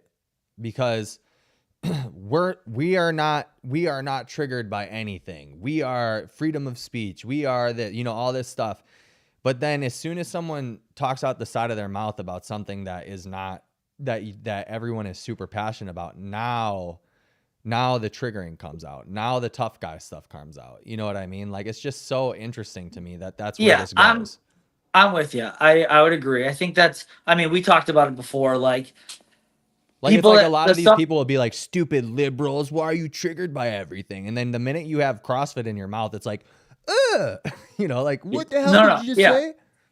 Yeah, I would agree. I think, again, that's human nature. People try to project. Yeah. I'm definitely not, I'm definitely guilty of that too. You know what I mean? I'm definitely guilty of that. There's some things that people will say that I'm like, strength and conditioning, dude. That's one thing that I'm super passionate about. When people are like, strength and conditioning is retarded, you shouldn't follow a linear program. I'm like, hold on a minute, dude. Hold on, And then I get passionate about it too. But I just think it's interesting because, again, dude, like, I think that if people really want CrossFit to go to the masses and they want good things to come from CrossFit and to CrossFit to be the modality and that we can someday see what the magic actually is, dude, these people better start conducting themselves in a better light that is a better representation of what CrossFit actually is, so that people are actually willing to hear them out. You know what I mean? And have the conversations rather than calling people retarded or like getting ad hominem attacks about it and stuff. And like, one thing that I do think is super important and will be a fundamental way that CrossFit has changed and that more people get privy to it is that if it can get to the point where somebody will study it, somebody will actually do a study on CrossFit and see, is there a magic pill in CrossFit? But I think that a lot of people are apprehensive towards it because of this type of behavior. Yeah, and I think, but we've just seen, and I think CrossFit as a whole has seen enough of, like, I don't know what you want to call the invisible strings that are in the world, that like we could do all this work and promote all this stuff. There's a lot of powers that be that don't want it to get to the masses. Like, we could do the most amazing studies in the world, but if we don't have the reach or the way to actually get it in front of people, like, unbiased, like, media does what media does. I don't personally think that anybody is pulling the strings to not let CrossFit be studied. I think it's less common now because Greg's not at the helm, because Coca-Cola and some of these big bodies aren't there. But like, it'll be interesting to see what happens with Netflix. I don't even know if I buy it like in that realm, dude, because like, okay, I'm the conspiracy theory guy, right? Like I am a conspiracy theorist, but dude, Coca-Cola doesn't sponsor all exercise phys research. They just don't. The NSCA doesn't sponsor all exercise phys research. They just don't. Correct. So somebody else would pick it up and do it if there was value in it, or if there was enough value proposition to actually study it and be like, hey, is this going to be life-changing, And I don't think that they would bury it, right? And so I agree with you that there's powers that don't want certain information to go out, like big food and big pharma and things of that nature. But CrossFit is definitely bottom of the barrel in terms of that stuff. For sure, bottom of the barrel. And I think we went after Big Soda more vigorously than anyone else, more than RFK Jr., whoever. Like, it's cool to see it be a part of politics to an extent right now, but like, what Greg did with the Coca-Cola or going after Big Soda and Gatorade and the hypernatremia issues, like, no one's ever made that a point. And Greg used the platform to go after them and used legal resources to go after them. And no one's ever done that. And so they just have more reason to pick us, because it's like when Tanner says something, people are more quick to yell at him because he's yelled at us. But how would that stop CrossFit being studied as an exercise modality? Because it doesn't stop from being studied. Okay. So yeah, because my whole point is who gains and who loses from CrossFit being studied as an exercise modality? Literally 0 people. 0 people lose in that situation. The sponsors who actually like give the money for the research to be conducted, they might lose if CrossFit doesn't turn out to be favorable. No, refined carbohydrate companies lose because we preach that in the methodology. I'm saying just the exercise modality, because let's be honest, most people who are following the exercise modality are not following CrossFit proper and doing the nutrition stuff. I would agree. I think that's why CrossFit has lost a lot of its mystique. When someone starts CrossFit, like 10 years ago, if you went out to dinner with a bunch of CrossFitters, everyone would be getting burgers with no buns. And like paleo was like a part of it. And everyone like lived, eat, breathe it in a different way. Now it's just, again, more so just what we do in the gym. I haven't, and dude, when I got into CrossFit and I started competing and stuff like that, I didn't know diet was a part of the model at all. You know, so that's what I'm saying. At large, people don't know that. And so no one loses like anything from studying the methodology. But the way that the community kind of is apprehensive to anybody from the outside coming in or having differencing of opinions, not wanting to actually express opinions or talk about them or talk about ideas is such that, like, dude, if I was the researchers, I wouldn't want to research it either. But the big thing is like, because what if it comes out that they do the research, they have the best coaches and nothing magical is happening from it? Then the attack on the researchers and, pharma, all these different conspiracy theories would come out. They did this, they did that. And it's like, dude, no, it's objective evidence, hopefully, right? And you can't say that about any study, right? That it's just purely objective. But that also doesn't mean that there's malintent on it either. And so I think really though, personally, if they did study CrossFit, if somebody studied it, that there would be some magic thing that's happening. I do think that. But what is it? You know? And so I don't know. We got a couple comments. Trish, wait, hold on. You're allowed to correct someone who is wrong. Absolutely. I agree with that. But that's not all you guys were doing. Read the chat. That's absolutely not the majority of what was happening. Trish, strength training is just moving a heavy weight and then tagging it with a subjective RPE and then going 3x10. It's not effective. That's not true at all. There's a difference between strength training and strength and conditioning. Right. Yeah, that's true. But strength training isn't even defined by anything.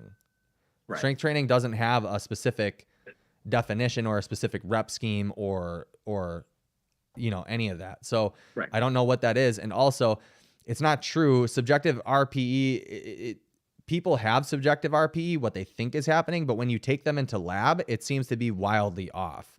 So is RPE really subjective? No, your interpretation of what your RPE is subjective. And so you can look at all the research on that. There's tons of it. Tanner talks shit and you blame the community for being defensive. I blame for them being not defensive, for being, you can defend something without being hyperbolic and talking shit back. You don't have to be a certain way. And I'm not saying that people have to be that way or have to do it the way that I prefer. I'm saying if you want it to be widely accepted, it should probably be conducted in a little bit better of a way. I just want to know what Tanner wants.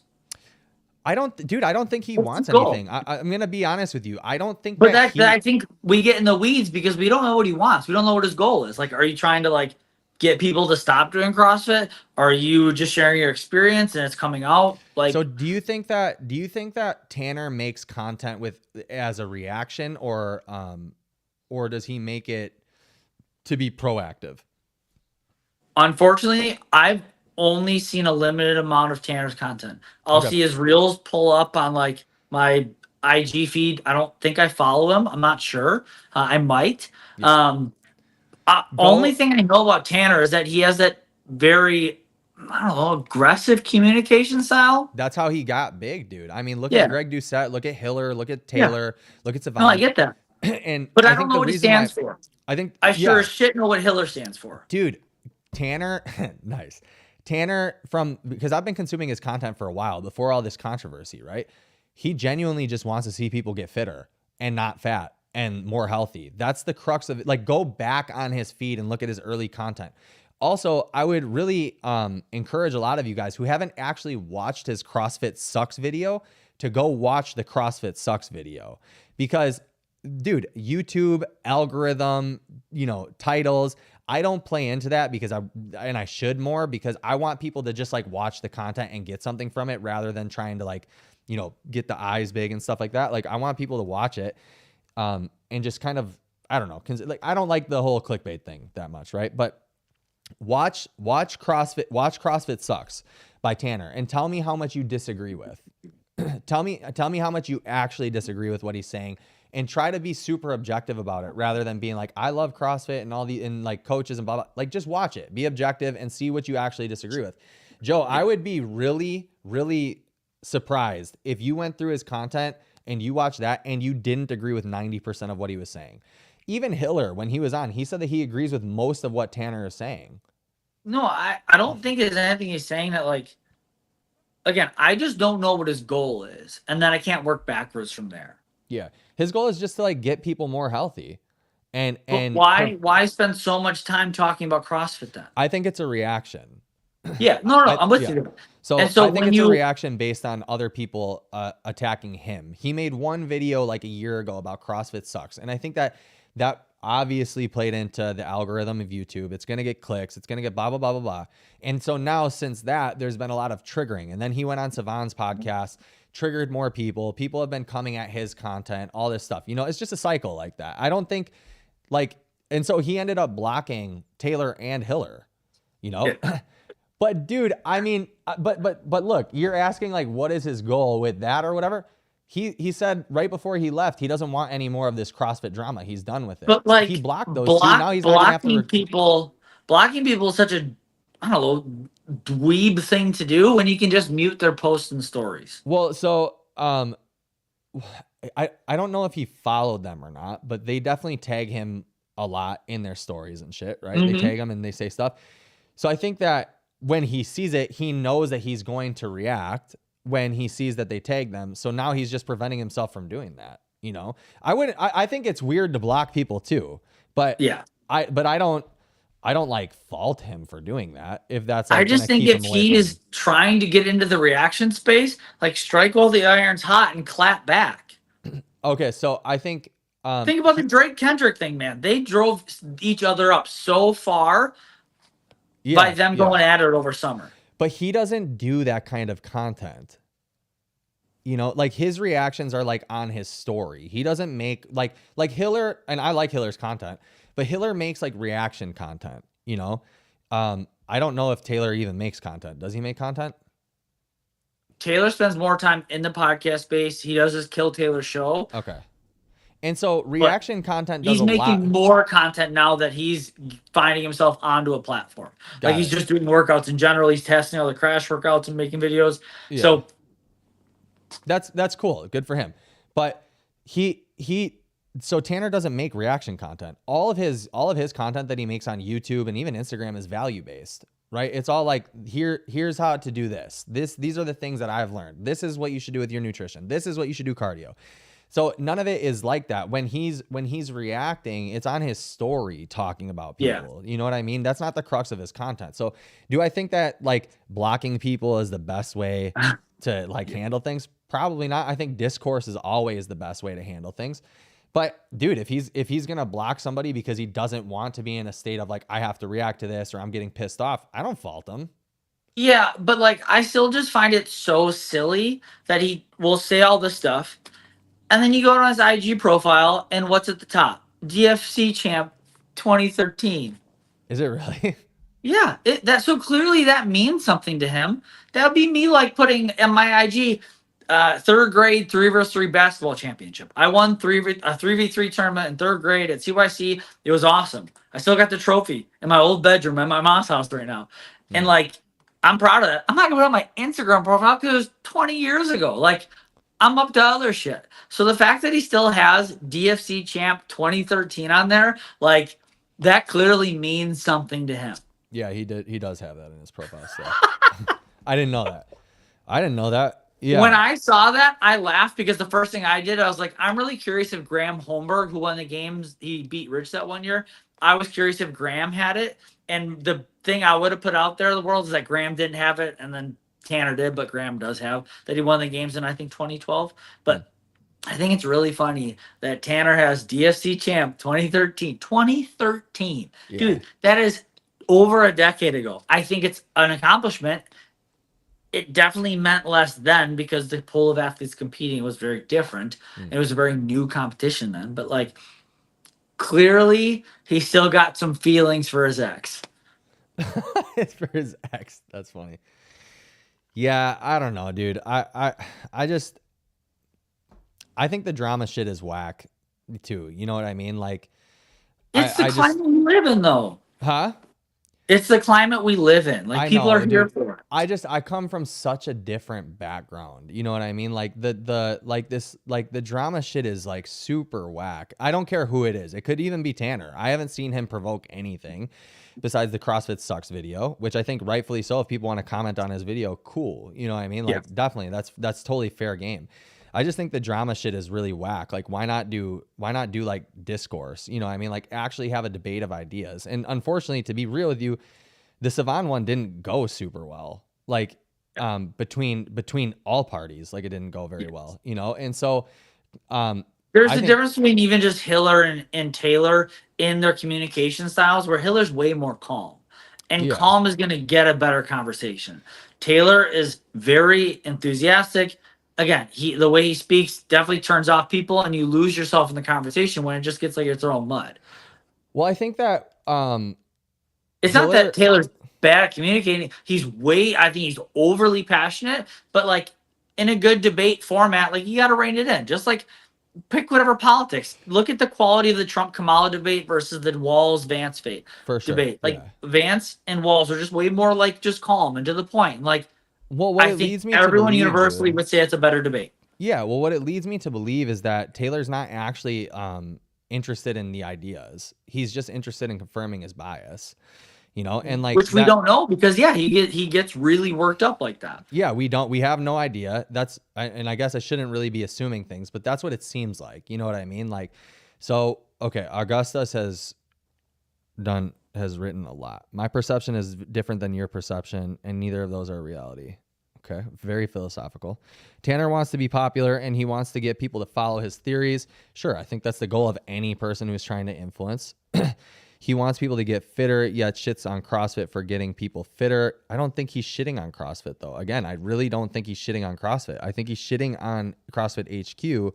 But he said, if CrossFit is what you like to do, then do CrossFit. He just says it's not the most efficient thing to health, which it might not be. We don't have any metric to base whether it is or isn't.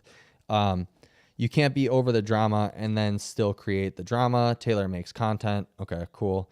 Tanner makes the drama and then gets annoyed when people react to his drama. I see it quite the opposite. CrossFit Sucks is 100% a drama video. Travi, come on, dude. I don't think so. He keeps that on his phone so that he can claim to be an expert. That may be true. Froning doesn't have anything about CrossFit Games winner. Really? Nor does Ben Smith. It went poorly because Tanner didn't have any logical points, and then he started saying, bruh, dude. And I don't agree with that, dude. About RPE, dude, that was like 10 minutes ago. I'm reading all your comments, dude. I don't think that Tanner didn't have any logical points. Look, this is another thing that bothers me in the CrossFit world. If it doesn't agree with what you're saying, right? If it does, I actually just rewatched the debate this morning too, Augustus. If it doesn't agree with the thing that CrossFit is saying, it's not logical and it doesn't work, right? Things that Tanner and Savan said were highly illogical. Would it be illogical?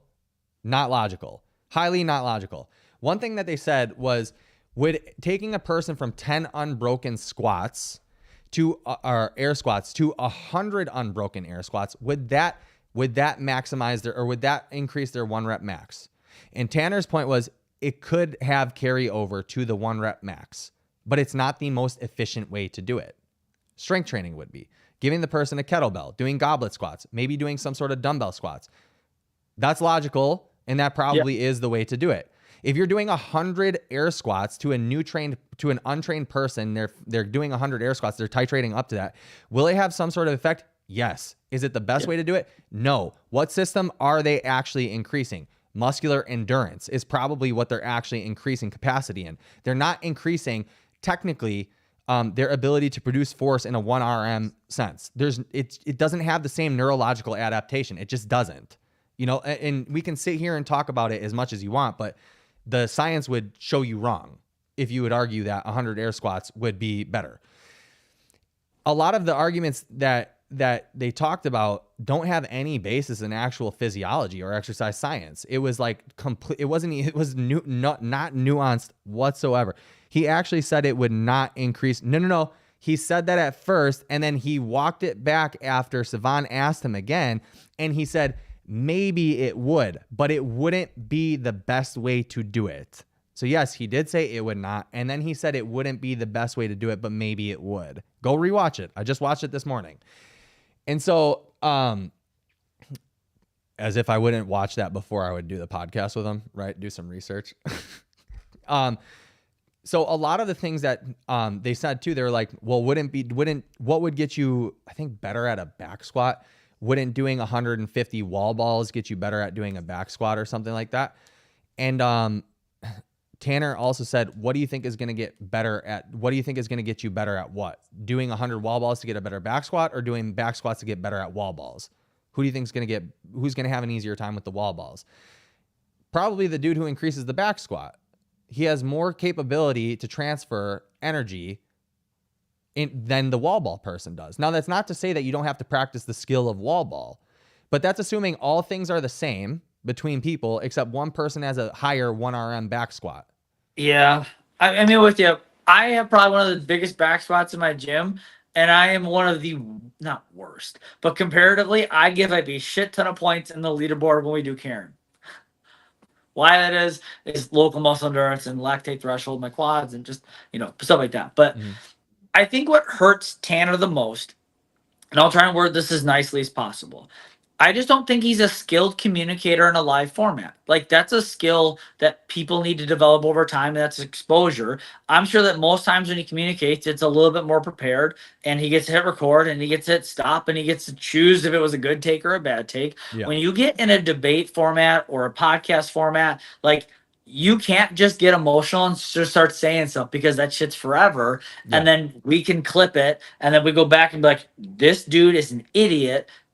But I don't even think he actually believes it. He just got emotional and started speaking and rambling, and then all of a sudden that cohesive statement wasn't overly cohesive. So I think that hurts Tanner, is that I don't want to say that he's not sharp, but he doesn't seem like he's sharp in the skill of communicating in a live format, where you need to be very particular about the words you say, the order in which you say them, and what you don't say. Yeah, for sure. I think that, Travis said it a million times, actually. Vindicate. He said that, what did he say? He said that he needs to work on his delivery. And dude, absolutely. Yeah. Like, I can agree with that. Absolutely. But I think that what a lot of Tanner does is he tries to get the shock factor, because it does get views. Yeah. But like the delivery of what he's trying to say during a live format, yeah, absolutely. He could probably work on that for sure. I think that any of them could work on it. If they really are concerned about like getting as much clout or as much people viewing as possible, yeah, they could probably all work on it for sure.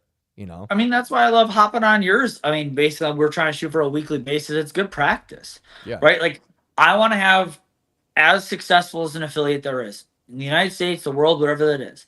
Right. I also, when I get there, I want to be able to speak while on a podcast and share how I did it. So I'm also practicing the ability to speak in this format, so that when I finally have a product and a gym and a success revenue model that I truly think that every affiliate can follow slowly over time, well, I don't want to fuck that all up because I get on a podcast and I don't know how to speak and I'm nervous and I'm all jumbled up, and then I can't reach anyone because I talk like a doofus. Yeah, you want to be elegant with the way you're speaking. And it takes practice. Yeah, it takes a lot of practice, dude. Yeah, for sure. You need to go rein in your emotion to be like, all right, nope, I need to be heard. And if I can't be heard, I'm just screaming or talking. Labia this and butthole that. And we're like, and that's where Taylor, I think, takes some hits, is that if he could just chill a little bit find a little bit broader vocabulary and find his vernacular to be something that's, again, just a little bit more palatable, I think that would help him. But that he doesn't need to do that. He's got his own brand, and his brand can be vulgar and that, because it's going to find a following too. Well, yeah, I think also he could work on like being able to articulate what he's saying, not just in CrossFit terminology, right? Because like, I think that would be good practice for all of us. yeah, I think for what you did, the way that you explained things earlier with the sets and reps and, you know, stuff like that, like you were able to articulate it in a way that somebody from a strength and conditioning background could be like, oh, okay, now I understand what you're saying with constantly varied, you know, because like it's not just exercises, you know, it's not just randomly doing things. Because when you bring up that conversation of constantly varied, the way that it's articulated and communicated to a lot of people outside of CrossFit are like, why do you keep switching exercises?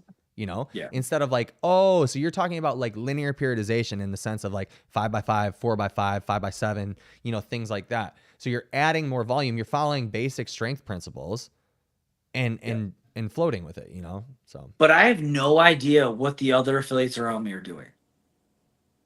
Yeah, 100%. I hope that they're doing CrossFit. I hope they're doing something that has a linear periodization. I hope they're being smart, but like, I really don't. And Greg said from the get-go, like, we hope that the good ones cannibalize the bad ones. Like, it's going to be a low barrier entry so we can reach as many people as possible. But hopefully, as more gyms open, as people leave affiliates to open up their own affiliates, like, that should hopefully rise the tide or raise all ships or however you want to phrase it. But like, competition is going to breed success, whether that's us in a Metcon or us as a business owner. And that hopefully, again, if your affiliate sucks, I hope that my members or your members slowly start to see like, damn, why are all these normal ass dudes getting so fit? Or why do these chicks look like they're improving their body composition so much? What is different? We're spending the same hour at my affiliate, at their affiliate. Maybe I'm going to go see what CrossFit Coach is all about. Maybe I'm not happy with my results. I agree with you, except on one point. Having the low barrier to entry. I think that can be a good thing, but also like a really bad thing, right? I agree completely, because we get shitty gyms. And when someone goes to a CrossFit gym and has a shitty experience, it's not like a McDonald's where if I have a Big Mac down the road, am I going to go to a different McDonald's to try another Big Mac? This one's going to be better. Like, Yeah. Well, and also, to add to that, like, I think that CrossFit, unfortunately, dude, I have to say this. I think that maybe affiliate owners aren't that bad, but I think that there's way more bad coaches than there are good coaches. And that's I think there's more bad affiliate owners than bad coaches. Really? I think that most people start as good coaches. Yeah. And then they get passionate about owning a business, and owning a business is a whole nother beast. Yeah, no, I agree. I think that, okay. And then you're not nurturing and developing talent. Like, so you know those, I think there's a lot of passion. You know those CrossFit fail videos that come out all the time? Yeah, so, by enlightened, whatever he does. Yes. Oh, I forgot about that guy. Yeah, but I think that a lot of that actually has to do with poor coaching, right? Like, I used to tell people all the time, I'm like, I'll be the first to admit, I was like, wow, CrossFit is inherently bad. You know what I mean? And then over time, even before I was in CrossFit, I was like, oh, I don't think that CrossFit is bad. I think this is a coaching issue. No, I agree with you 100%. What I'm saying is, from like a number standpoint, like say if there's 15,000 affiliates, I would say on average, you're going to find more affiliate owners that have bad business sense than you're going to find CrossFit coaches with bad coaching sense. And it comes to the owner to also not only have good business sense, but they're responsible for developing the coaches. Yeah. Okay. Yep. I agree with that. But again, every affiliate's so different. Like, I am the owner and still the head coach. I'm starting to try to coach less as I'm developing my other coaches. But like, there are CrossFit gym owners that are never in the affiliate. They're only just like a money thing, because whatever it might be, when you make enough money at some point in some businesses, you got to acquire other businesses instead of paying Uncle Sam. So people could just have affiliates because, well, I got $180,000 I got to dump. I'm going to buy this gym because I don't want to pay Uncle Sam, and I got to buy an asset. Yeah.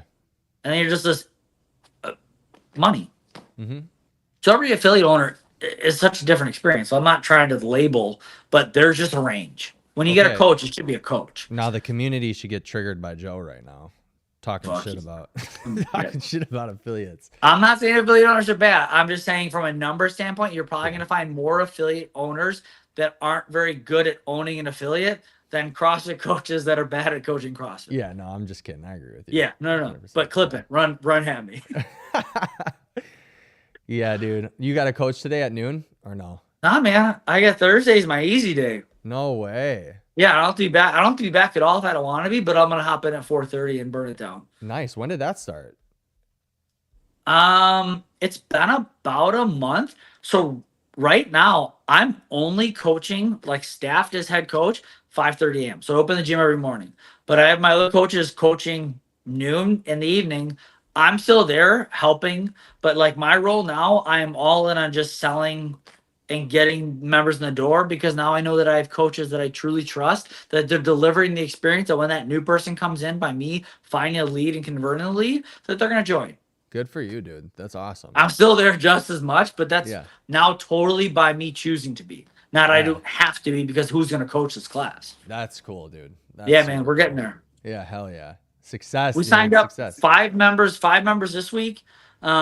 Last week, we got 1. We had 10 new members the week prior. No way. Dude, we're growing. It's sweet. That's sick. That's super cool. I'm happy for you, dude. And again, not a ton is different. I mean, we changed the website to more of like an intake form so that as soon as that lead comes through, I can just get on the phone and sell. Mm-hmm. And again, like I'm lucky to have a business background and I have a certificate in sales, and that. Oh, you cut out.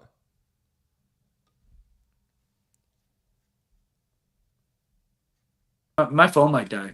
Your phone might I'm at die? 3%.